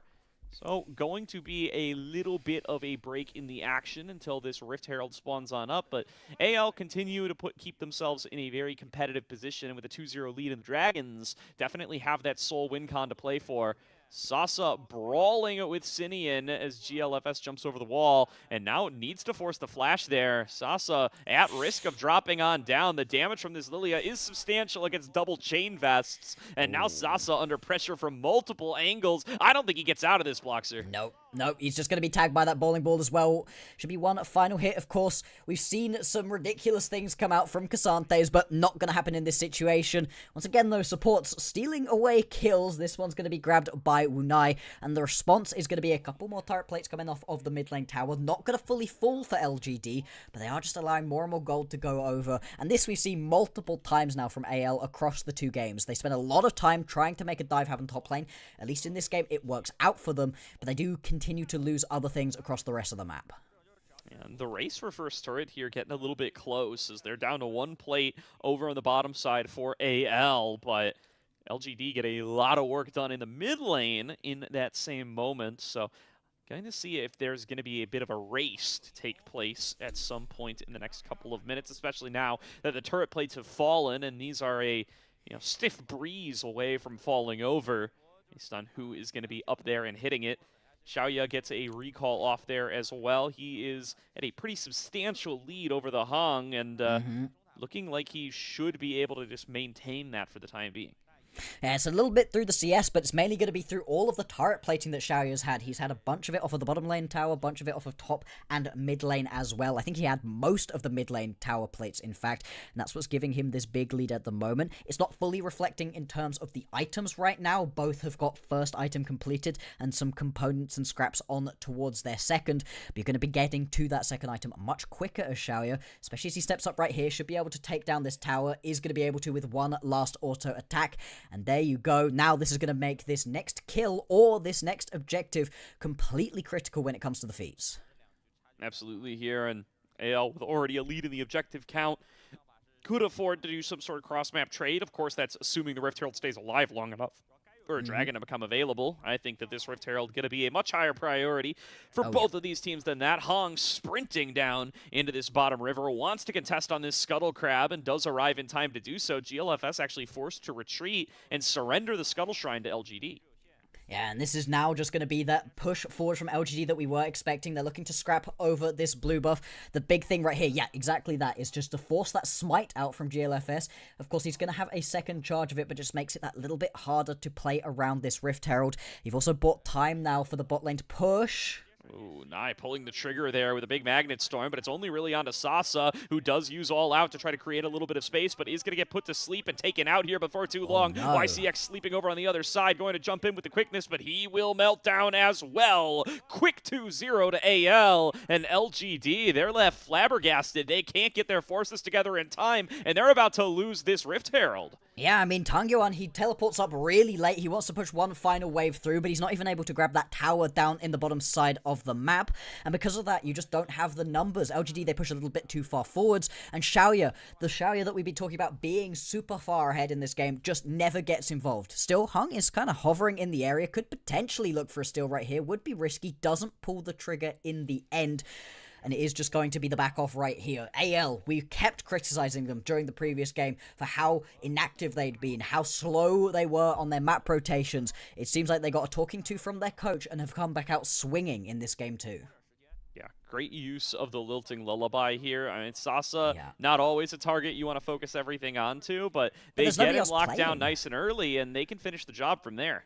Yeah, the key thing right here is the fact that Xiaoya cannot step up because Sinian is just shadowing him. He is man-marking him the whole way through, and Xiaoya is where a lot of your power is at the moment. And as you highlighted earlier on, yeah, Sarsi's pretty tanky when he's up against an ADC, but versus any of these APCs, he's just getting shredded through, and GLFS is in a very strong position at the moment as well. It's just giving that little bit of extra power. We talked about how critical the next kills would be, and it is going to be picked up by AL, so they have themselves the feats. They're going to grab a tower too, and just put themselves even further ahead. The response, though, LGD should be able to grab themselves this Drake. There's no push here from AL. They don't care about this one. They can afford to give up one. Instead, they're going to look for the mid lane tier 1.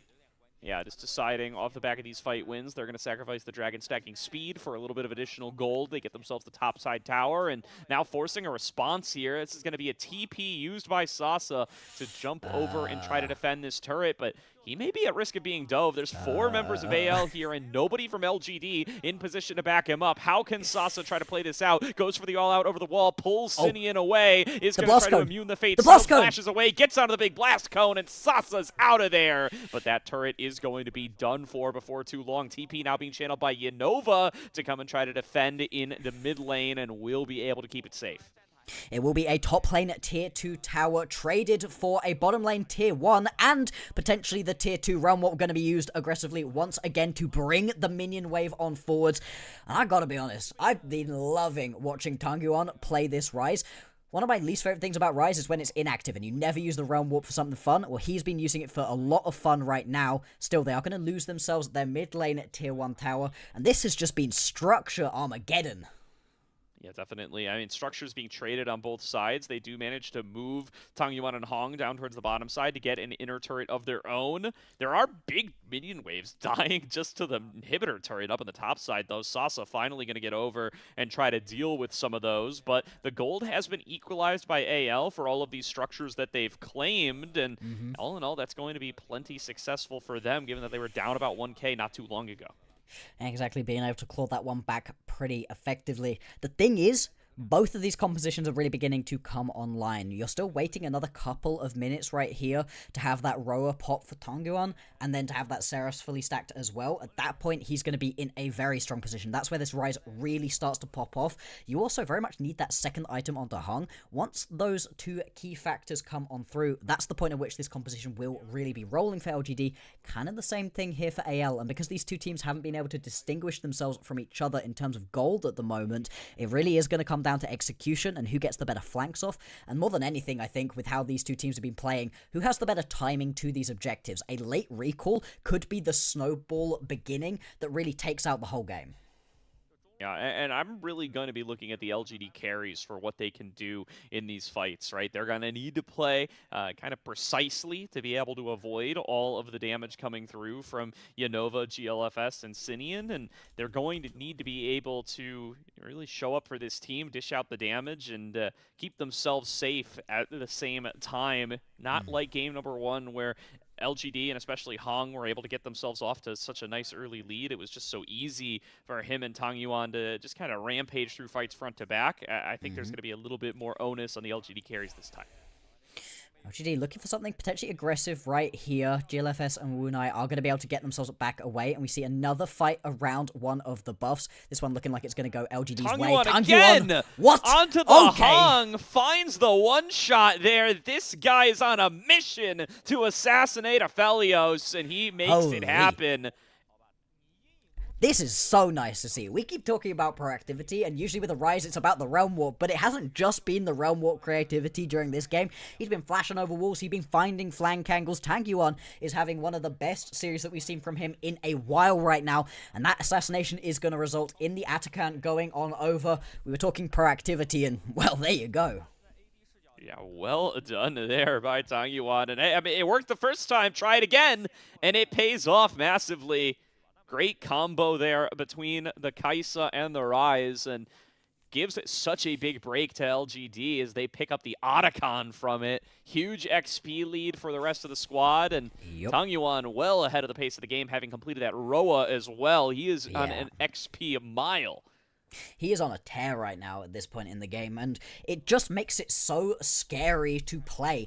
Usually when you play Aphelios in this composition, the people that you're worried about is everybody but the Rise. The Rise is the one you should see coming. You shouldn't be surprised by a Rise, but right now, anytime that there's a wall that's flashable and a little pocket of darkness, Tang Yuan is hanging out in there, constantly looking for those plays, and it is just keeping the Hung down. And we were talking about how the Hung going to be a key factor, once again going for a later game scaling ADC RAL, and they haven't been able to get it rolling 2 games in a row. 2 items completed now, so he will do some decent damage, but you do really need to get a little bit further ahead. I think... Oh? Tang Yuan he hit an overload there. He knows somebody's lurking in the bushes, and we'll take on anybody we can find. Yanova trying to flash away, but Killer Instinct from Xiaoya will put him right back into melee range. Hung cleans up another kill for LGD, but the Dragon left exposed with everybody topside. TP coming in from Tang Yuan. They're still looking to play this one. I mean, it is going to take a while for the full rotation to come on through. They do have 3 members in the area now. LGD, do they just go for this? Mission here. He is deep behind enemy lines. No flash, no ultimate, no way of getting over. But there's the Hung, and he sees an opportunity to get in there. Big quickness from YCX, but immediately going to get bursted down by the AL forces. A flash forward from GLFS has to go into the stasis. They managed to melt down the Hung in time. Fate Sealed connects across multiple members. Tang Yuan goes into the stasis, and Sasa in the all-out form with the extra damage from Xiaoya will just work their way through each and every member of AL. 4 hit the dirt, and it's an unofficial ace. YCX goes in, and it's just a little bit too early, doesn't bring enough members with him to find that fight, but it just buys a little bit of extra time for the full rotation to come on through from LGD, and it's the second all-in engage from Hung this time that manages to knock multiple people up with the Cyclone, and at that point, the rest of the play is pretty dang easy. Watching YCX right here, he does manage to land that Grand Entrance on 1, but, I mean, he's so squishy at this point. There was no way this one was going to work. But watch Xiaoya. Watch what Xiaoya and Tang Yuan are able to do during this fight. Tang Yuan takes a little bit of damage, but he's pretty tanky with the build. Xiaoya has been hit 0 times, and Xiaoya is auto-attacking throughout the entirety of this team fight. That's an untenable position to play from AL. They have to have threat onto these main damage-dealing carries, and there was just none available to them in that game. Yeah, I mean... YCX may have flashed with quickness onto nobody, but it works out at the end of the day, so we're going to put that aside. Hung gets the multi-man Cyclone, Sasa's able to find the multi-man Pathmaker, and they just keep everybody still for Xiaoya, keep Xiaoya safe. Tang Yuan has got the stasis. That is the 2nd game in a row where a well-placed arm guard has saved him in a team fight and turned what could have been a close back and forth into a decisive LGD win. Absolutely, and... gotta be honest, right? This is another game now where we're seeing GLFS just, like, not. He had a couple proactive moments early on in the game. Is that not a fair way of putting it? He's just it is. not. It is. he is on my screen, but never at the key moments in these big team fights, right? Where was the big lilting lullaby in that team fight? You've got multiple members all on top of each other, and it just never is able to come through. Now, the Baron going to be started up, teleport coming in as well from Sasa, so you have the full 5 members. AL, they're going to be walking into this one late, and we've seen that's not worked pretty well for teams previously. Yeah, good job by Sasa to create some space, prevent a big engage angle from Wunai. Throwing out the swirl seeds here is GLFS, looking for a big sleep angle to be able to set up a team fight for his squad. But Hong's been able to retreat away, and YCX gets over the wall as well. Public execution snags onto Sasa, and he is left out to dry as Tang Yuan takes out the Realm Warp. Now Xiaoya cut off from the rest of the squad. They're going to get over here and try to respond to him, but GLFS has him pinned. Going to cast the Lilting Lullaby immediately. It's cleansed away. Wunai is going to get engaged onto. Quickness across all 3 members. YCX holds him still, and Tang Yuan has the damage to finish off Wunai as Hong comes in on the flank now, exits onto GLFS and is looking to be able to finish him off with the second cast of the Cyclone. Hong with the solo kill. Tang Yuan has Yenova all over him, but he's able to pump out more damage than the AL squad can handle. Xiaoya wins a 1v1 of his own as LGD take fights across the board, and they win every single one.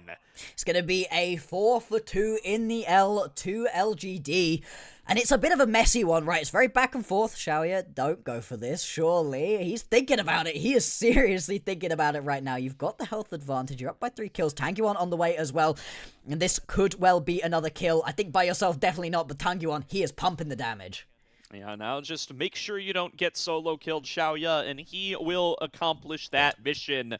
LGD with another unofficial ace, as Wunai has just responded too quickly to be able to give that credit over. And now it's a significant gold lead for LGD, right? Now they're in full control over the map. AL, 1 dragon away from Seoul, but that is not going to be enough on its own to pull them back in.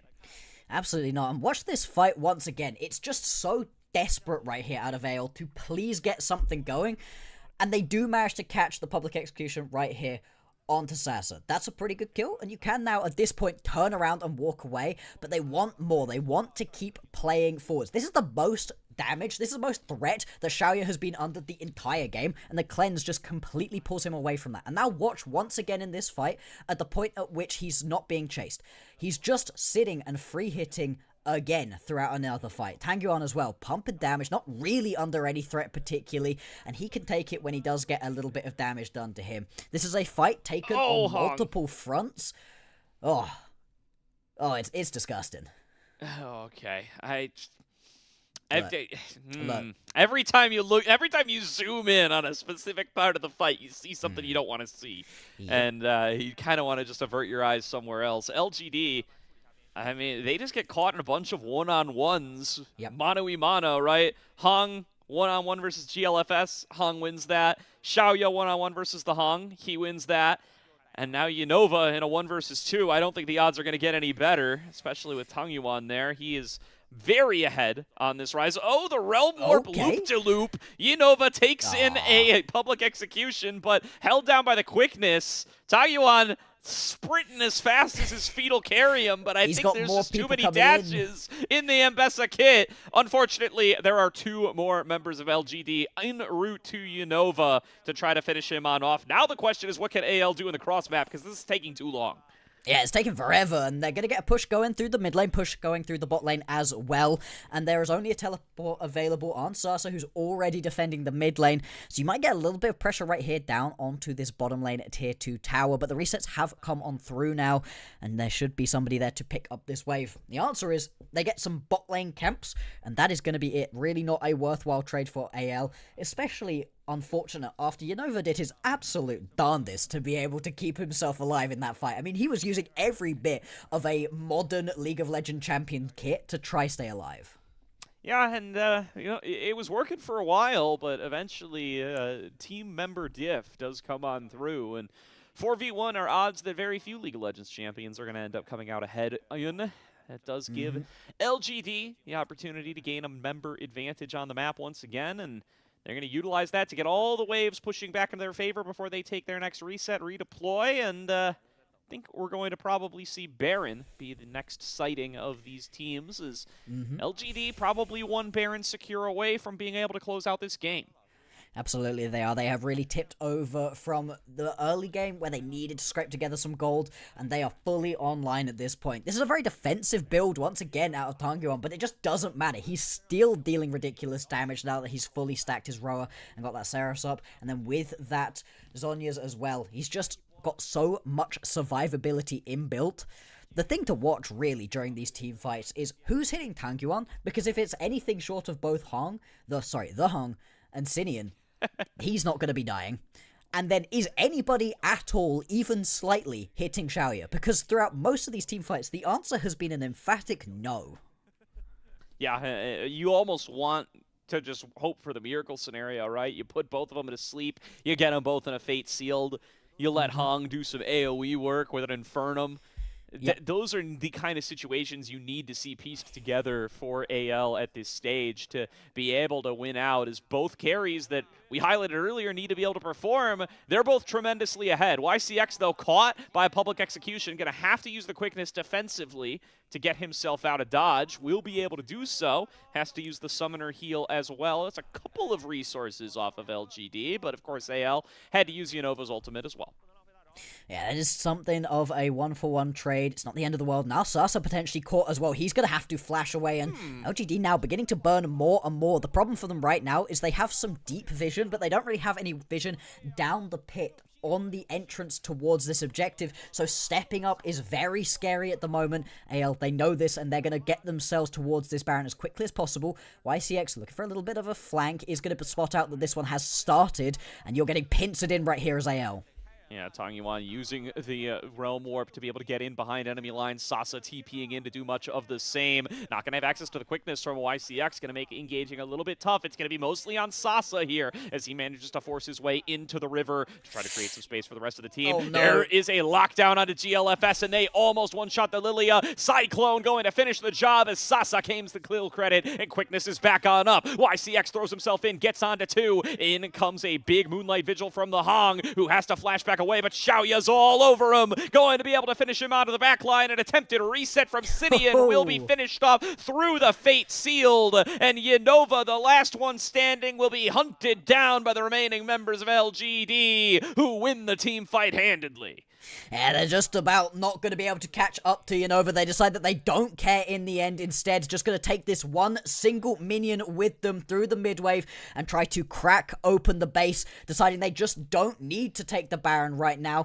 It's going to be quite a lot of damage taken, not going to be able to fully take this one down. Yanova, he does a good enough job of being able to cut through that minion wave, but still, things delayed just a little bit. Still going to be the Baron picked up right here for LGD. We'll have a look back at this fight, and it's again just stepping into the darkness, and Tangyuan is hunting, is waiting, but you should have expected there to have been somebody in that brush.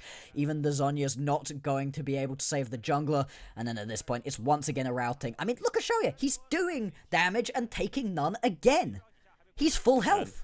Oh, it's another lockdown found by Tangyuan there onto GLFS. Here's the quickness popped on through. YCX just going to take anybody he can find into that charm, but he'll be finished off, and the rest of his team were not in position to help him.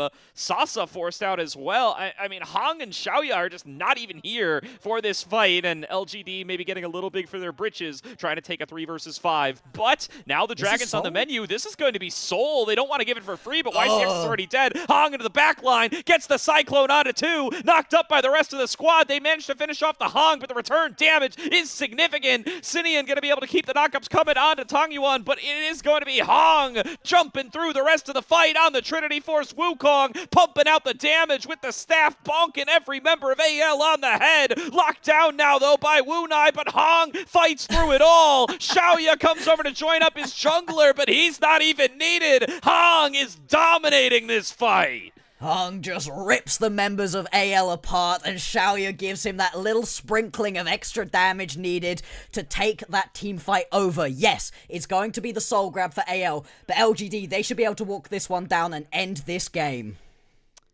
Hong with a massive team fight there. LGD getting a little discombobulated, getting a little uncoordinated as they don't get the fight that they desire, and they do end up losing the Dragon Soul, but a massive flank from Hong onto the back line takes the Hong right out of the map, and there he goes again. One shot by the LGD crew as they look to take us to match point in what was a closer game number 2, but is an LGD win all the same. 9-0-3 right there for Xiaoya. I mean, bro was chilling. Even in that last team fight where his support and his top laner have decided to go and jump into the backline, doesn't matter. He's still able to play that one through. But you're absolutely right. Hong was popping off in this one. That was an incredibly impressive game from him right there. Just taking over on that Wukong and buying space, buying time, finding every single knockup that he needed to. He was so sticky right there on that Wukong. Sometimes it can be tricky to get away from a Wukong, but in that game, it felt impossible to get away from him. Yeah, no, really did not feel like there were any opportunities to escape the Wukong once he started casting that Cyclone, and it felt like it was especially tough for somebody like GLFS, who's constantly just getting caught up in it. Maybe he got a lilting lullaby onto 1 or 2 members, but was never getting to like live that Lilia fantasy of consistently stacking up the passive and sprinting out in these team fights. I mean, the damage is pretty good, but it's just not going to be able to carry out these fights when you're getting melted down by that Wukong so quickly. What I want to see is not any of these stats. I want to see the damage taken for Xiaoya, because I swear it was like 6 over the course of the entire game. He was chilling the entire way through. You'll see it during all of these replays.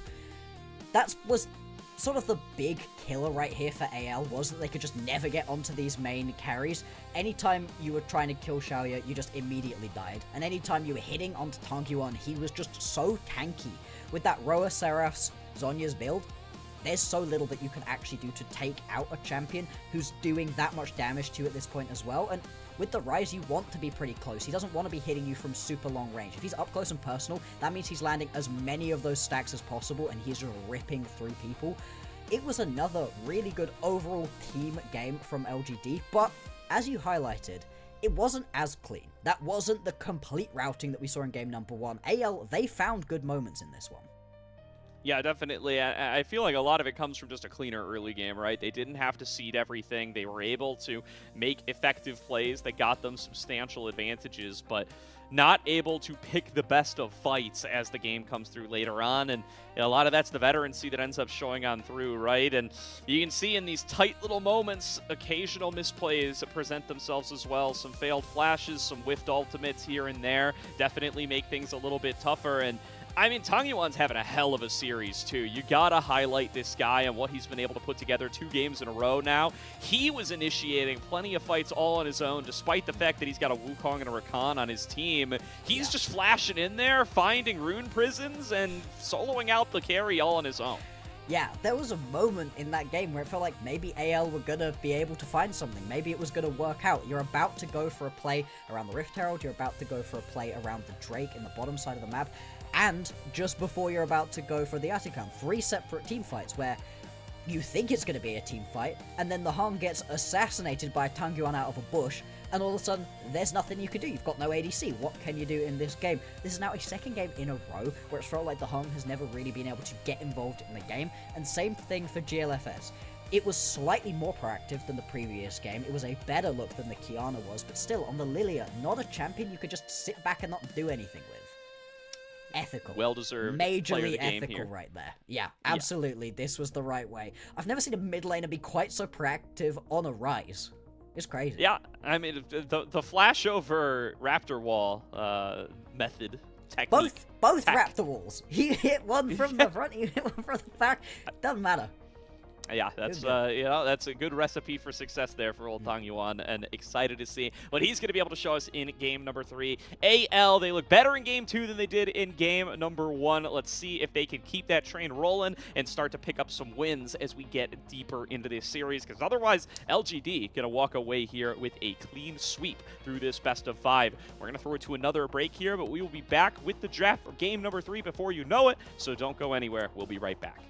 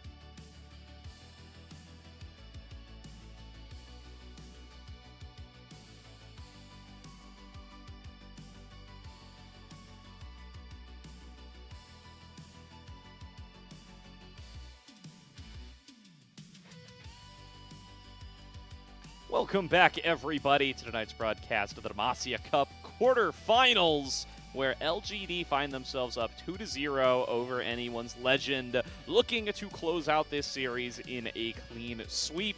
But AL, they've been looking better over the course of the night as it's gone on. Let's see if the third and potentially final draft could be one where they are able to find themselves a W. Let's see if in episode 3 of this game, we're going to solve the case of the missing jungler that's been going on right here for AL, because that's kind of where I've been looking towards as a big problem point here. GLFS, the only member we were really excited about coming in, because we knew about him, we'd watched him before, right? All of these others are unknown rookies. They're really just getting to show off their stuff right here in front of a wider audience, which is really exciting for them. But GLFS, we've seen him before. Yeah, it wasn't a particularly exciting IG team back in 2024, but we've seen him. We expect more. And so far in this series, on two picks that needed some level of proactivity, that needed to try to get some stuff going, you just didn't really see it. The Kiana was very bad. Didn't get to see that be proactive at all. Never really found any of those big ultis. And that was the same problem that we saw on the Lilia. Even beyond that, Lilia, the best farming jungler you can really get outside of maybe an Udyr that's feeling supercharged at the moment. Maybe a Karthus that's just rolling through the jungle. And in that situation, he just wasn't ahead in CS. He was up 15 CS by 20 minutes. That's not good enough if you're on the Lilia. And then wasn't being like, oh, it's because I was ganking constantly. He wasn't doing that either. Yeah, and it's up against Hong, who has been a major driving force for the success of this LGD team over the course of the tournament, and is not slowing down here, right? Had a massive Malphite game and a Pog to go with it in game number 1, and that last Wukong game was similarly very, very good. Kind of was able to bail out that last Dragon Soul team fight when it was looking pretty dicey. Him and Xiaoya have a big performance in that fight to solidify the win for LGD and prevent a potential comeback. And in a featured matchup between these two junglers, it's been Hong all night long. GLFS needs to find a way to turn those fortunes back around as, you know, these big AoE engaged junglers, they're just doing much more for Hong than GLFS has been able to do on his carries. Absolutely. And hey, at this point, you know, we've had a lot of these big wombo combo junglers, big wombo combo supports taken off the board, right? We've had quite a lot of those premier picks taken away. We still haven't seen a lot of the top tier of champions, the Jace, the Nico, the Rumble, the Orianna. Those have kind of just sat on the ban list and nobody's really been allowed to look at those. What has surprised me is that we haven't seen the Varus or the Yunara come on through. The Varus was something that we've seen Xiaoya pick up a lot and has been looking pretty good on it. It's something you would expect the Hong to play quite a lot of as well, and something that could potentially be pulled out right here. If not, in terms of big pickups that we could maybe be seeing, I just want to get to see something a little bit more aggressive, a little bit more fun right here out of AL. I mean, leave some of these top tier picks up and grab yourself at least one of them. The Jace jungle has been something that players have been able to just completely take over with. Yeah, perhaps. I mean, GLFS certainly seems like he feels his role on this AL team, and it's not just him, right? They're all drafted together. It seems like they want him on carries, right? It was a Kiana in game number 1. It was a Lilia in game number 2. The Lilia, not even particularly a meta staple in this tournament, but getting picked up nonetheless. So maybe that's where this Jace belongs, right? Or maybe it's going to be the Aatrox in the jungle if that makes it through the picks and bans. That's been another big one that folks have been prioritizing all over the place. Historically, he's been a brand player as well. It's not a pick that's necessarily in the meta, but I mean, hey, Hong is pulling Zyra bans all day long. Yeah. Maybe you could find a spot for a different mage in the jungle as well. But looks like picks and bans are already well and truly underway. That Zyra going to stay banned away. GLFS is hovering Viego. We'll see if that comes through. We'll see. We'll be a little bit surprised right here. I do love the Nico being locked right in already. LGD have loved the Nico. YCX had a truly incredible game on it. He was able to just completely take over the map, so that's both a takeaway and just something that you can use for some real level of proactivity down in the bottom lane. If you pair it upside along a Varus, well, you've got tons of poke. If you've got a Yunara, well, you can just give her that space that you need early, and then late game, blast through people. It will be the Yunara locked in. I'm significantly more excited about this AL draft already in this game than I have been for the previous two combined. Yeah, that Aatrox is going to be a live flex coming into round 2. I suspect it will be for GLFS in the jungle, but it's not the worst matchup in the world into the Jax either. So if they do want to give it over to Unova, they do have that opportunity. hovering a Karma here, potentially for YCX, to face down this Yunara Nico lane. And I do see this increasingly as the Nico has become such a staple. A lot of people like to take another stronger range support into it to try to not cede the laning phase so much when it already brings so much teamfight power. Yeah, you could potentially grab a Karma Varus lane right here and just have Poke Supreme coming on through. We've also seen the Karma Caitlyn combo occasionally as another one that you could just sit so far back and poke people out and make it very tricky to try to play out. This does turn this bottom lane into a potentially very explosive lane. Obviously, we'll have to see how much bottom lane action we actually end up seeing. There's been basically no structured laning phases for either the top or the bottom side throughout the entirety of these series. It hasn't even been the first 4 minutes you sit in your lane and then you move around. These teams have been very flexible. I do actually quite like this Ezreal ban out of AL as well. The Ezreal Karma, obviously, just a great combo in general, even though it isn't something that Shy has actually played yet during this series, so that would have been a little bit of a surprise. For his comfort pick, the Varus kind of is the one you're looking towards, but I do wonder in this composition with a Jax, with a Xin Zhao, if you might get a little bit left behind on the Varus. Nah, just going to be banned away anyway. Yeah, perhaps. They have been going for these Phase 2 Varus bans throughout the night, and Caitlyn Karma is still a lane. It's still something you can go for, especially up against the Yunara if you just want to try to be a bully, and that's what Xiaoyu wants to do. So they're going to snap it on up here. Already looking to play towards a dominant bottom side with a strong side lane threat here in Sauce's Jax. Let's find out what mid lane and either jungle or top are going to look like for AL. They're going to have to sort out this Aatrox flex one way or the other in this final game. Yeah, we'll see which way it is going to be going. Potentially final game. Of course, the reverse sweep is still totally on. With the Renekton locked in right here, you would expect that to be a Renekton top lane, and it will end up being that Aatrox in the jungle. Now, for GLFS, you cannot be inactive on the Aatrox jungle. You can't do that. That's just not even slightly an option. With the Lilia, at least, you can kind of sit in the jungle and just farm up and get yourself a little bit more ahead. That's not the end of the world, as long as you then do something with the gold lead you have amassed. Not going to be the same right here. It is going to be the Ahri locked in finally for AL. A very mobile composition overall. The kind of combo where once the Nico goes in, flash Pop Blossom in onto multiple members, the whole rest of you pop all of your movement abilities, dive in, and just take over. I love this though. If this one's locked in, I think this is a brilliant counter swing. We haven't been seeing the Sylas too much, not being one of those premier picks, but look at the ultis available to you right here. I mean, there are some brilliant ones. Yeah, you know what? Go off, Tangyuan. You're having a hell of a night already. Show me the Sylas on R5. Love to see it selected up against the Nico in particular. Pop Blossom, a hell of an ability to have on the Sylas. I even remember back when these champions were released, people were like hypothesizing like they should have swapped ultimates. Like it would make sense for the Chameleon to have the stolen ultimate, and it would fit well in Sylas's kit to have something like Pop Blossom. Obviously, that's not how the champions are designed, but it fits like a glove into Sylas's kit, and it's going to feel so good to be able to steal that one away at every opportunity. Spirit Rush is a great ultimate to take away as well, and if Tangyuan keeps up the level of performance he's shown us all night long, this could very well be a big Sylas carry game. Yeah, I mean, he's been popping off for us on some champions where you're not expecting him to play particularly aggressive, right? You don't usually pigeonhole the Victor and the Rise as like, oh, these are your champions who are gonna find the flank, have the big moment where they flash over the wall and make the play.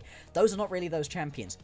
Sylas is that champion, so I'm exceptionally excited to watch Tangyuan unlocked because he looks like he's playing so very well. The only thing is, and I will have this as a little bit of a temper, right? This is an LGD composition that's a lot riskier than the previous ones. The previous ones had a little bit more safety built in. You really don't have that. Caitlyn is a champion that if you don't have a good early game, falls behind horribly and it feels terrible to play. The Jax, the Xin Zhao, all of those falling behind, there's not really that inbuilt safety net of like, oh yeah, we get to this point and we get back into this game. Whereas AL, they've got some early game focus, they've got some late game focus, the team fight's really good, the pick potential's there. I think AL overall have the slightly better composition. LGG, they're just coming in with better form. Absolutely, and certainly with the momentum in their favor, have looked very strong in every matchup they've had so far this evening. Up against AL, going to need to see a new side of GLFS in this game number 3 to see AL keep themselves alive in this series, and going to need to see him ready and active in the early game, especially.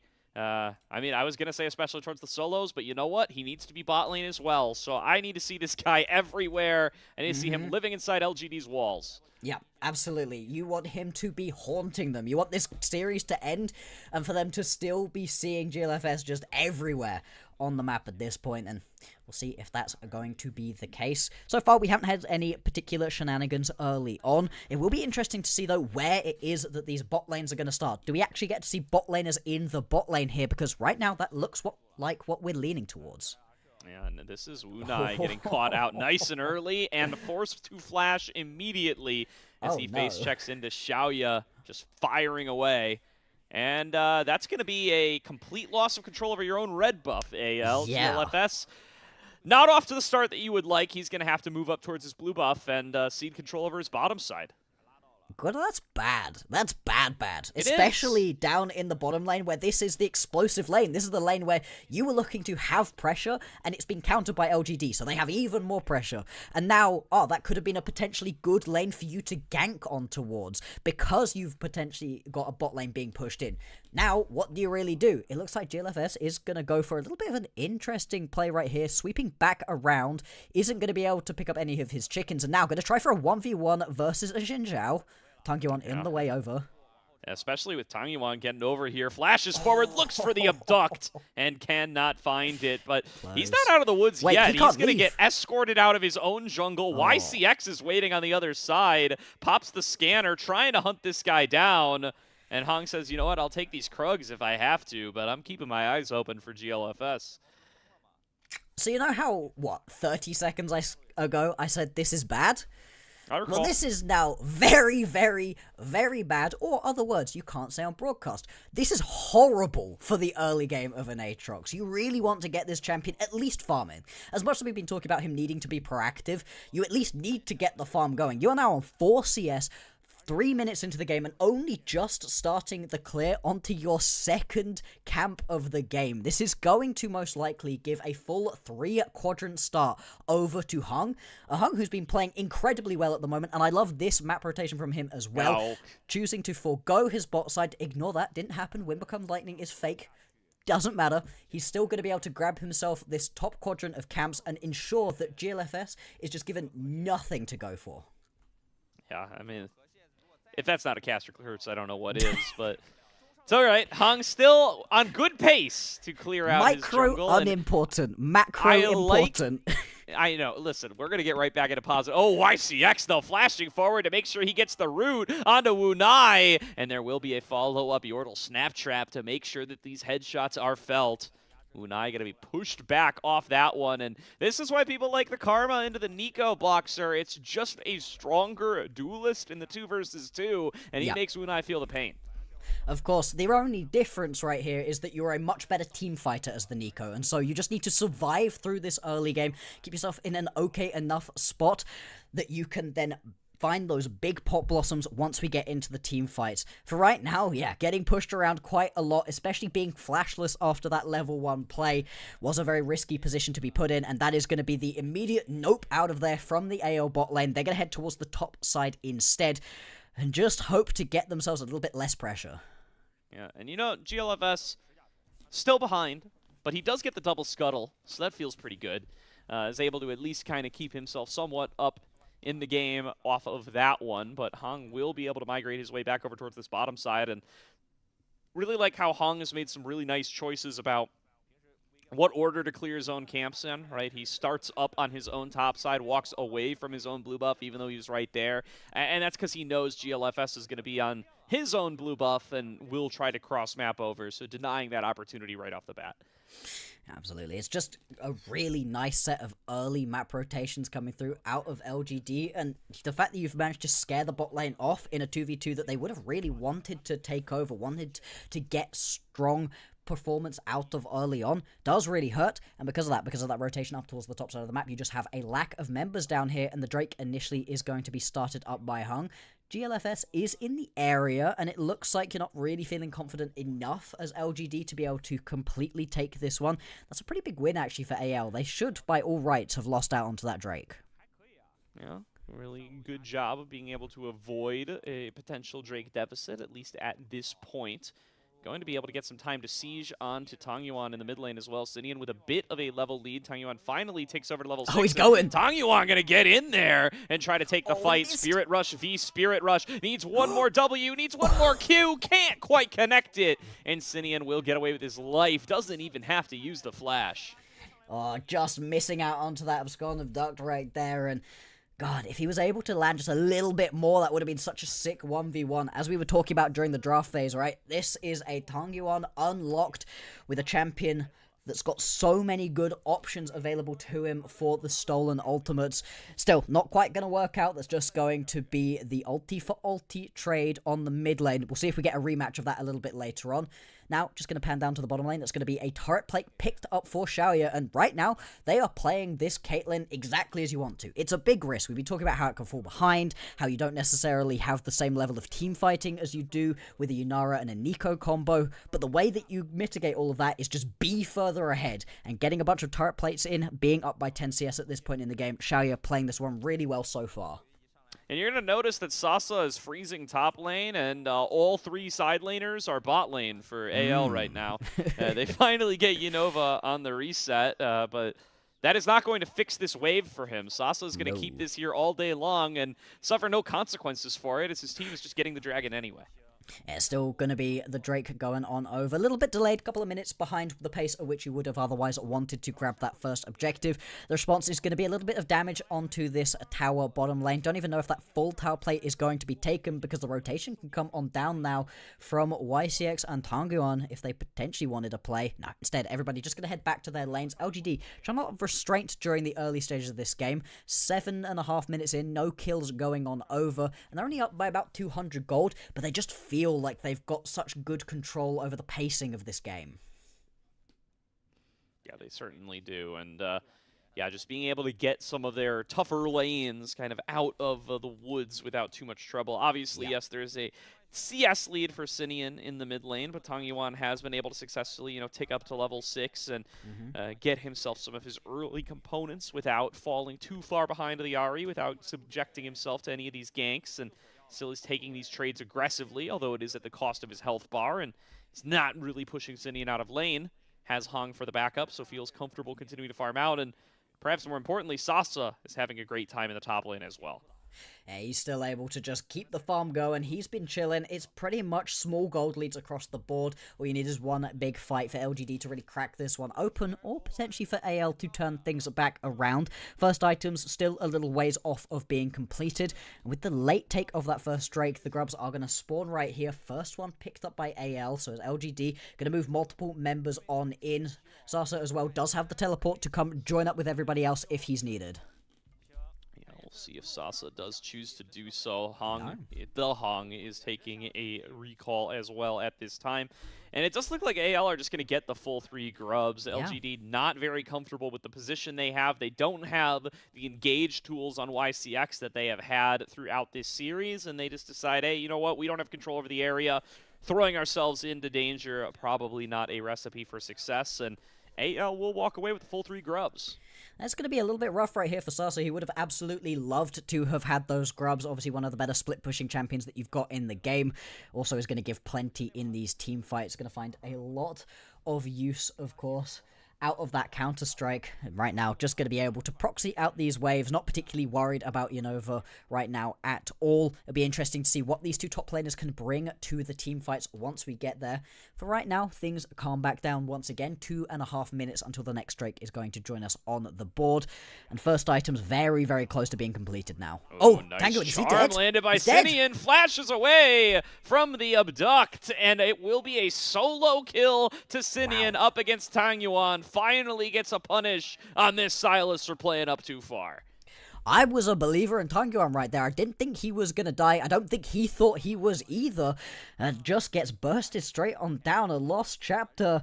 And the just beginnings of a ring. Enough to be able to pick that kill up. And that's great. Getting a 1v1 versus one of the best members that you've got on LGD. Someone who's been rolling so well in this series so far is just going to be that extra little bit of confidence that AL potentially need to take themselves to a game number 4.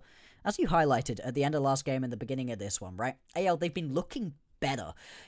Part of that has just been the way that they've been gelling as an overall unit, more proactivity, being less late to some of these fights, but also the individual play has felt like it's stepped up throughout the series. Definitely does feel that way, and Sinian, one who they needed to step up in this series as well. Wunai, role-playing a minion here. Will Tang Yuan press tab? Will he figure out what's up? He knows Looks like what's up. he did, or Yeah, was just playing safely either way. He was having none of that minion wave. Absolutely not, hiding around the wall. Usually a pretty good standard to live by when there is a Nico in the game. Now we've got 1 minute until the next Drake is going to spawn. Right now there's a lot of vision from both teams around the bottom side of the map, so you're going to need some serious vision clearing from these supports to come through. Otherwise, it's going to be lit up like a Christmas tree down here, and that's going to make these team fights a little bit harder to play for LGD. They want some more darkness to flank from. You saw it in the previous game how well they were able to exploit pockets of darkness, but they've got a composition that really needs it this time. Yeah, they definitely need some control over space here to make the most out of their setup. Sasa looking for a big stun here on towards Yanova. Yanova going to get dove in onto by Hong, and will have to flash underneath that turret. Dominus and flash used. Yanova holds onto his life for the time being, but he's going to have to bail on this top side. Now Tang Yuan might be the target on the opposite side, playing back in safe for now. Yeah, should just about be able to survive from this one. A much scarier target to try to dive is a Silas underneath a tower. Can get locked up way too easily and taken down. Still, the kill doesn't go down in the top lane, and Yanova is actually able to stick it out long enough to keep this tower alive for his squad. Not going to lose out onto too much right here. And now, Drake is going to spawn in onto the map. Reset coming through from Cine, and he should have himself a couple more components on the reset. Maybe some boots for that extra mobility. Yeah, that is a Wunai clone. Or no, it's not. That's the real Wunai. No, that's the real one. Huh. I think Yeah. Wunai is surprised at that too, given that we have a pause immediately after. Yeah. Surely Nico is not just standing there auto-attacking. That's... it couldn't possibly be the real Nico. I wonder. That's the Maybe reverse Keria right there, you know? Remember at Worlds when Keria threw himself in? That's the opposite for the play. forehead play, but he was so far ahead of everybody else's thinking that he actually got behind the game. And League forgot which champion he was potentially. Hopefully that is just going to be a quick check. You do imagine that that is what they are checking right now. It's either that or is mouse and keyboard disconnected. One of those probably going to be a slightly quicker fix than the other if we do potentially need to change things about for a big bug. We'll obviously get you information as soon as we know about it. Still, not a terrible time to have paused the game. This is an overall pretty pivotal moment. We've got a next Drake spawning in a couple of seconds time. If you have now just lost your support, well, that one's easily going to be picked up by LGD. Yeah, does seem to be the case here, as got ourselves a potential little chrono break here. We will find out what is going to be the decision as soon as we are able to get it both received and translated. So you got a little bit of a barrier there until we're going to be able to give you guys any of that information. But in the meantime, what you're saying about the Dragons, absolutely correct here. Already saw the first one go over the way of LGD. We're back in. We're back in. So Wunai is dead. That was an official Wunai's real dead. call. That's real. Cool. He faked himself out. He thought he wasn't that Nico, and he was. I think that is the price you pay for playing Nico, right? Yeah, you get to trick everybody else, and they have to count minion waves and constantly press tab to see where you are, and sometimes they get chased through the map by a ward. But sometimes you're the Nico you don't expect. I suppose so, right? And sometimes the scene Nico is the deadliest. This time Wunai falls to the ground, and will be a nice and even start on towards the dragon here from Hong. Doesn't have quite the backup he would like, so resets. This will be seeded right back over to AL, and GLFS, the invisible jungler, spotted for perhaps the first time this game, and he's going to try to push back Hong, maybe even get an engage onto him. Infernal Chains did connect, as did the first cast of Darkened Blade. And this is another weird little piece of macro right here from LGD. They pick themselves up a kill and immediately go and take resets rather than pushing on towards the Drake. I'm not entirely sure what the thinking is behind this. I understand that you wanted to get those first recalls coming through from Xiaoya and YCX. They've got themselves those first items completed. That is going to be a pretty big jump up, and you want to get those Young Tao stacking and everything. But still, going and taking the Drake initially probably wouldn't have hurt too badly. Either way, what has happened right now is going to be them still picking up the Drake nice and easily. No real response coming through from AL, and that's going to be the second Drake for LGD right here. They're the ones doing the stacking in this third game. Yeah, so Sasa finds himself alone in top lane, and LGD find themselves another dragon. All in all, LGD maybe a little mixed up in the macro play there after picking up that kill on the Wunai, but they end up with a positive situation regardless, as Sasa continues to farm himself up and have a really nice clean early game on this Jax. He is going to be incredibly powerful now as he's already onto the Trinity Force, kind of hits his first major power spike, and might be called to action sooner than you might expect, as that's an invade onto the red buff. Hong going to get jumped onto. Will use Crescent Guard and back away. Oh, and now here's Pop Blossom, forces the flash on a YCX, and a collection of flashes obtained by AL. That's something nice. You pick yourself a couple of flashes like you said. You also just get a little bit of extra vision down. This is now a very lit up top quadrant right here. For LGD, they're not really going to be able to step up without being seen at this point. It's going to make the potential play around this Rift Herald that much harder to execute for them. And that's that little bit of proactivity coming through out of GLFS that we've been really hoping for, backed up by the rest of his squad. They do get involved, but he is still down by 20 CS at this point. Didn't pick himself up any kills, assists, or deaths either. Again, really invisible, really not finding the ways to really stick his teeth into this game. Yeah, and really needs to, right? We talked about it right at the beginning. Aatrox, you got to be up and active nice and early in the morning, and he has not been able to do so this game. Finds himself at a solid deficit up against Hong, thanks to those early game shenanigans and invades, and Hong's going to keep those rolling, sacrificing the Rift Herald for it, but going to build himself up an even grander individual gold lead.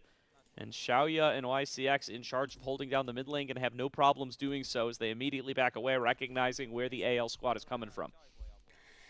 Things just continue to potentially go for fights and then peter out just a little bit. Both of these teams pretty reticent at the moment to actually start up any of these big plays and try to find their way forwards. The vision battle has been pretty interesting to watch, but other than that, one kill apiece really hasn't been the explosive game number 3 we would have overall hoped for. In fact, the feats are still up for grabs right here. Yeah, going to be a little while, perhaps, before those get taken. The first turret does go the way of LGD, and you can see they've built themselves up a pretty respectable gold lead despite the lack of kills. 2K in their favor, plus both dragons. Feeling pretty good if you're LGD at this stage of the game, despite the fact that there haven't been real individual plays other than the invades that you can point to as major victories. They have just eked themselves out piece by piece advantages and find themselves now with a gold lead on Hong in particular, but really kind of across the board except for mid lane. Rift Herald looking for a charge, will find the tower. They should be able to claim this. Unova coming in on the flank. We'll get the stun here onto YCX, and they finish him off in an instant. Quick kill picked up by AL, and now looking for this inner turret. They're going to pick that one up as well. Huge gold swing. Pop Blossom comes through, connects onto Hong. TP in from Sasa, looking for the multi-man stun off the counter-strike. Going to be forced back away almost immediately. Tang Yuan with the steal on the Spirit Rush. Going to be able to find and finish off Wunai. Gets himself his first reset of the fight. Jumps over the wall. Sasa coming in with the counter-strike once again. Gonna be forced to retreat. Tang Yuan on a low HP bar as well. Hong gonna get pulled back in by the Infernal Chains. Jumping forward. Tang Yuan finds one. Tang Yuan finds two. Sasa and Tang Yuan stay alive. Keep on fighting and clean house as AL loses 3. Sinian gonna be able to trade back onto Xiaoya before he retreats, but that is a numbers win for LGD. Oh man, Tang Yuan and Sasa right there were playing out of their dang minds. That would have been an even easier fight if it wasn't for the body-blocking wolves that got in front of the chains and stopped a quick kill going down onto Sinian.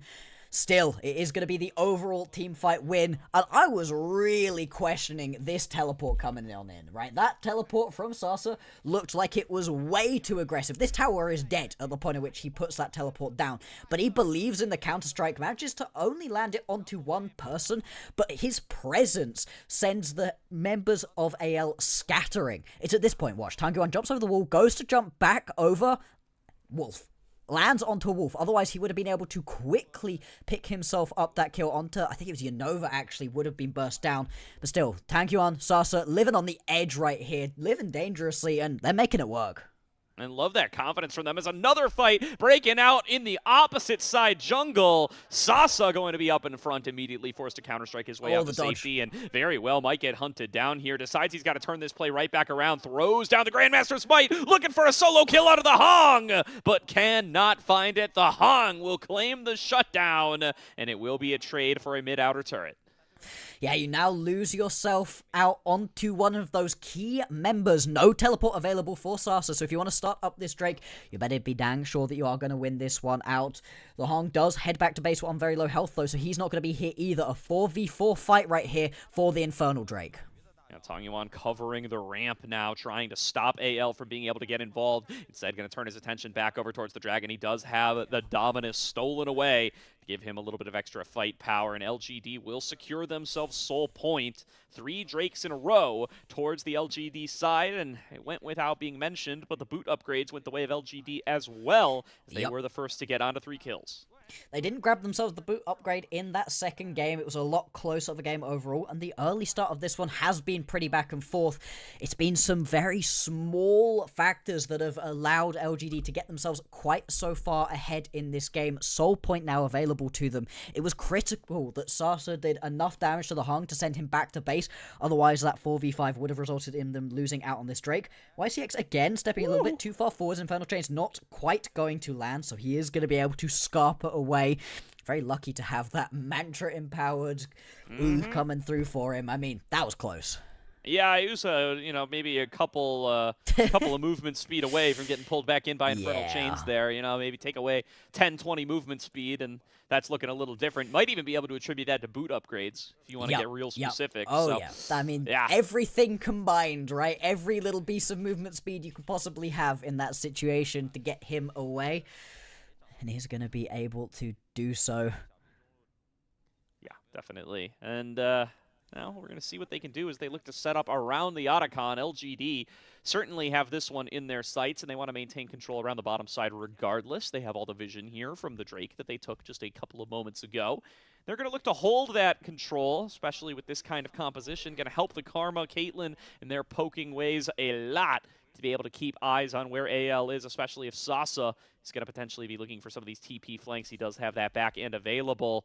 And they're just going to try to control space, stop anybody from getting into this river by all costs. Absolutely. If you could just body block them out, there's a lot less risk of having things stolen away.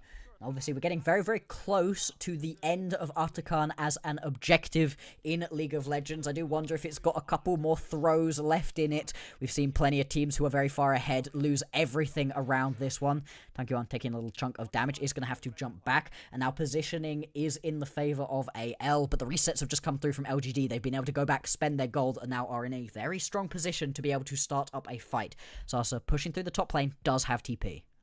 Sasa going to be such a threat in the side lanes here. GLFS does pull the trigger, gets in there onto Hong. Crescent Guard comes on a way to try to buy a little bit of space. Here comes the flank on the side from Tangyuan. Pops his own Pop Blossom and finds it onto 3. Going to pick up the first kill and the second of the fight as Sasa TP's in, gets onto the Hong, takes him to the ground, and 4 members of AL are gone and done for. Sinian, the last one standing once again as LGD look to claim themselves the Otacon. It's not quite the Otacon throw that we were expecting, but it is another team baited in by the promise of a one-team fight around its pit, and it's all just going to go wrong for AL. It's a real shame. It's the classic Nico situation when you've got a Sylas in the game. Yeah, you do a bit of damage, but the Sylas takes your ulti and does way more with it. Tangyuan, he's been the overall series MVP for me. He's been incredible. Don't do it, Tangyuan. Goodbye, Sinian. Oh, he's doing it. Oh, he misses out! Never mind. Crushes him. You miss the abscond abduct, and you're pretty much done for. 2-on-1. Gives that one over to Sinian, who is going to be rocking a 3-0 KDA, if nothing else. Oh, don't show me this replay. I want to watch that again. That's one of the best caster curses I think I've ever had. Jesus, Tangyuan. I mean, come on, man. Alright, let's have a look back at this play. Wunan gets a pretty big pop blossom off. It lands onto multiple members, but his is just CC. The second that Tangyuan arrives with his damage locked and loaded too, this map is just all about LGD. And once again, Sasa as well. The Tangyuan-Sasa combo has been looking so good. We talked about LGD and the changes they made. They bring in Hung and Tangyuan, and you've got a new mid-jungle duo, and they have been fun, but it's that top mid duo actually that's been so impressive for me throughout this series. Yeah, I mean, Sasa kind of been relegated to weak side for a lot of this series, but now he gets to play the Jax, and he's having a hell of a time at it. As another fight breaking out here. I mean, Hung trying to fight his way through it. Here comes Sasa arriving to the scene right in the middle of everybody as in go the rest of LGD, but Sasa just getting melted down. Tangyuan finally going to get in there and finish off one kill, but Sinian hunted him down on the opposite side. Tangyuan turns the fight back around, dodges out on the charm, and wins out on the fight with the help of YCX. Meanwhile, Xiaoya was found and killed by GLFS in what is going to go down in the books as a fight win for AL, unless Tangyuan and YCX can find a little bit more. And Tangyuan not done! Dives in on a GLFS, finishes him off. A root connects over the wall to Unova, and Tangyuan cleans house and turns the fight back for LGD. There we go. That's the Tangyuan that we were missing on that little misplay on the bottom side. Turns a fight that was terrible for LGD straight back around, and he has just been pinpoint accurate in this one. But still, Gordo, what are they doing? Why are you fighting here? You're asking some tough questions here, Bloxer, and I don't know if I'm ready to answer them. Why are they here? Listen. For why? For what? And here's Tangyuan with the turnaround. Big 443 heal. Big dodge. Gets away from the charm. That's the difference maker in these fights. Oh, yeah. And, I mean, feast your eyes for the rest here. That was gorgeous, and you're watching in the picture-in-picture right now. That is going to be the soul picked up right here for LGD as well. They are well on their way towards making this a 3-0 and heading straight on into the semi-finals right here. A matchup versus JDG awaits them if they can just close out this game.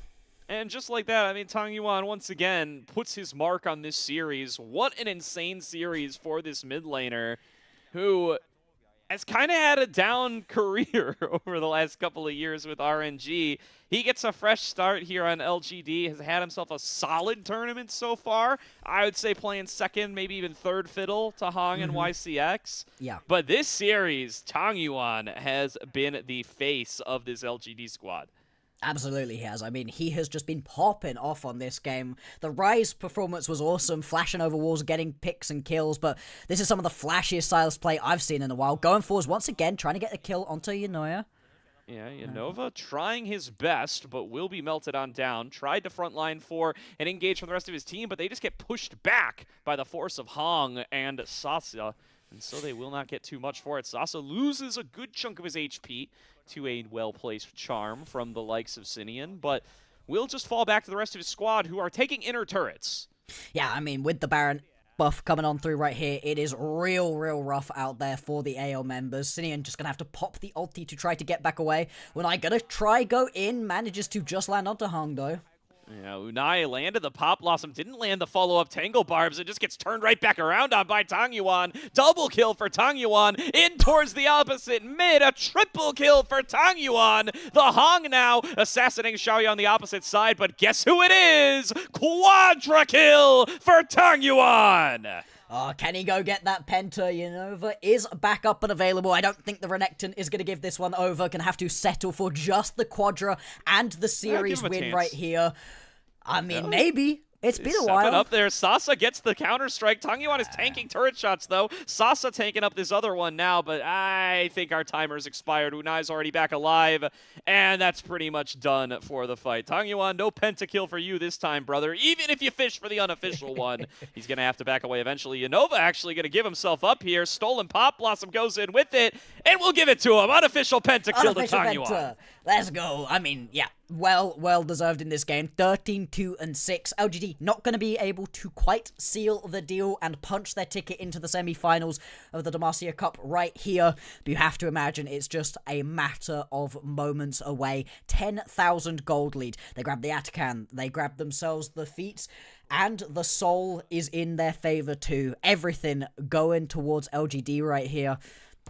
This is just a desperation play. You're trying desperately to get something going. The problem is, the Hung is on the world's longest flank right now. I mean, he's still flanking. Still flanking, still flanking, still flanking. Now is the point at which he starts hitting somebody. And yeah, he does manage to pick this kill up onto Xiaoya, but he's by himself and immediately gets eviscerated by Tang Yuan. Yeah, really stacked up on this Silas at this point. Oh, come on, guys. You don't have to show Hong like that. Give him a break. He's done well this series. Yeah, it's... You don't have to keep showing up the little moments and... Oh, cool. It seems like this will be the... You know what? I'm not going to ask for anything anymore, actually. This is... Hey, there's still some suspense, right? Is it a pentakill potentially for Tang Yuan? When is the trigger going to be pulled right here? Tang Yuan currently got that Spirit Rush up and available. When does he decide to go? Guys, we're not even playing the ad. All right, Hong is looking for a potential invade here, or engage rather. Tang Yuan throwing out some chains on the opposite side. They are working on this last and final inhibitor. And here comes Hong over on the opposite side, just trying to collapse all these waves as simultaneously as they can, Bloxer. And Unai finally going to pull the trigger, goes in there with the Pop Blossom, lands it onto Sasa. But here comes the rest of LGD from the top side. Hong going to throw himself in there, gets a big Crescent Guard onto 4. Tang Yuan advances forward. The Hong falls, as does the rest of his squad. Jungler and Topple join him. And game number 3, plus the full sweep of the series, will go the way of LGD. There we go, LGD, they're going to win this quarterfinal and punch their ticket into the semifinals. A matchup with JDG awaits them, and they are getting dangerously close right here to getting on top of the Demacia Cup, coming into 2026 as champions, feeling good about things. What a series this was. We had questions, of course, coming into today. This was not the AL squad that you know and love. This was not the AL squad that did so well for themselves during the split that won the Demacia Cup last split. This was, you know, AL and friends, right? But still, you never know, right? This is not exactly an LGD squad made up of names that you think of as any of best in slot or anything like that. So the fact that they were able to win so convincingly, I think is a very impressive look, and it should give them some great momentum going into that next series versus JDG. Yeah, it absolutely should, and that's going to be quite the series to watch here, is what is this squad going to look like up against JDG, right? They have had an up-and-down tournament so far, right? LGD with the most games played of any team, at least coming into the quarterfinals. I have not updated my numbers based on how many series, how many games people played in their quarterfinal series, but at least through the first 2 stages of the tournament, nobody played more games than LGD, right? They played 17 games, had a long and grueling stage 1 where they don't even get out as first seed, then had a long and grueling stage 2 where they just barely qualify at risk of getting knocked out by NIP there for a little while. But they make it here, and they get a nice quarterfinal draw up against the AL Academy team, and now they get to semifinals and have a legit shot at finals if they can show up against JDG.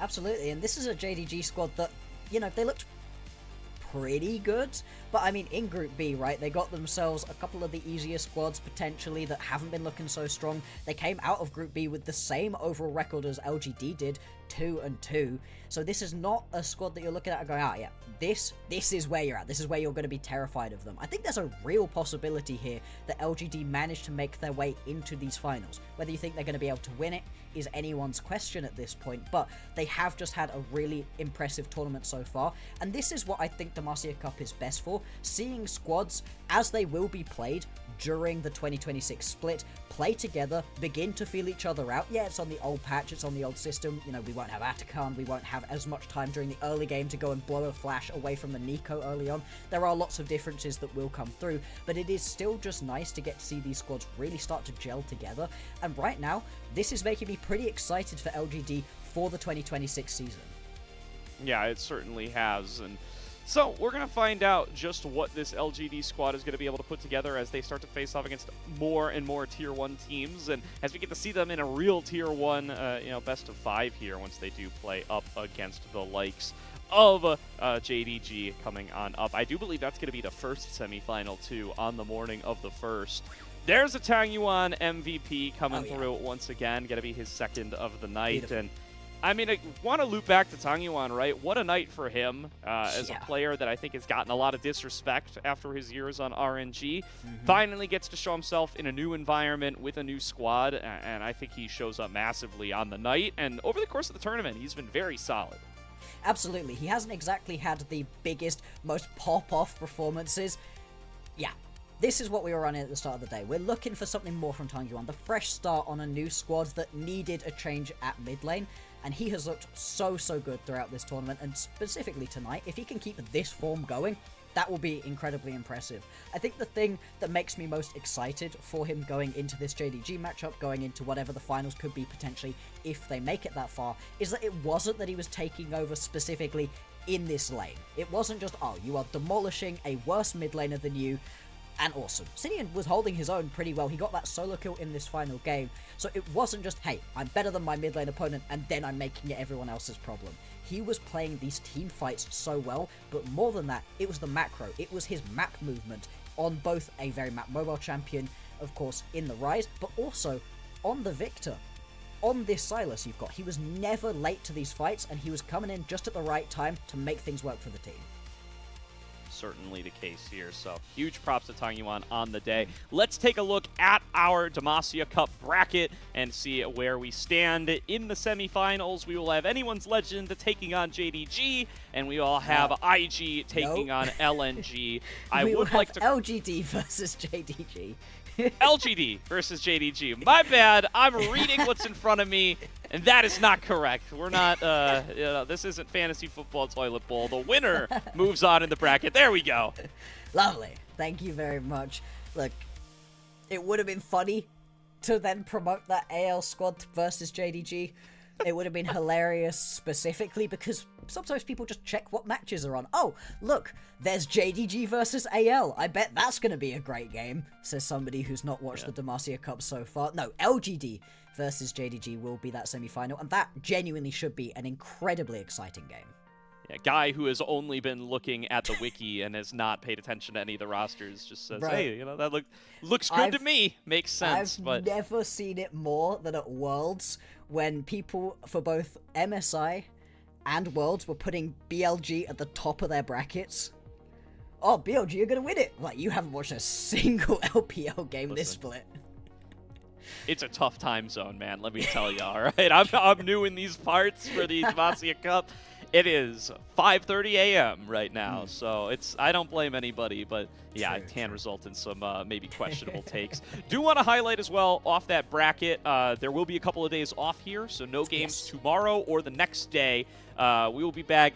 If it's the 29th for you right now, we will be back on the 1st, so we will have 2 days off. Take it 48 hours from now. For no games, and then we will be back on the normal schedule, starting with the semifinals, then into the finals on January 3rd, and then we will be all done and dusted. And that's January 3rd American time, by the way. I know everybody's all over the world and has their own time zones to deal with. But after a 2-day break to enjoy the new year, we will be back with those semifinals. But that's going to do it for tonight's broadcast of Demacia Cup here, Blockster. Thank you to everybody at home for tuning on in. Reminder, contribute to the coffee if you want to contribute here to LPL English. Shout out to Ice Firide on the production side, as well as the whole crew behind the scenes working to put together this show. And for myself, Blockster, and production, thank you all for hanging out with us, and we will see you all next time.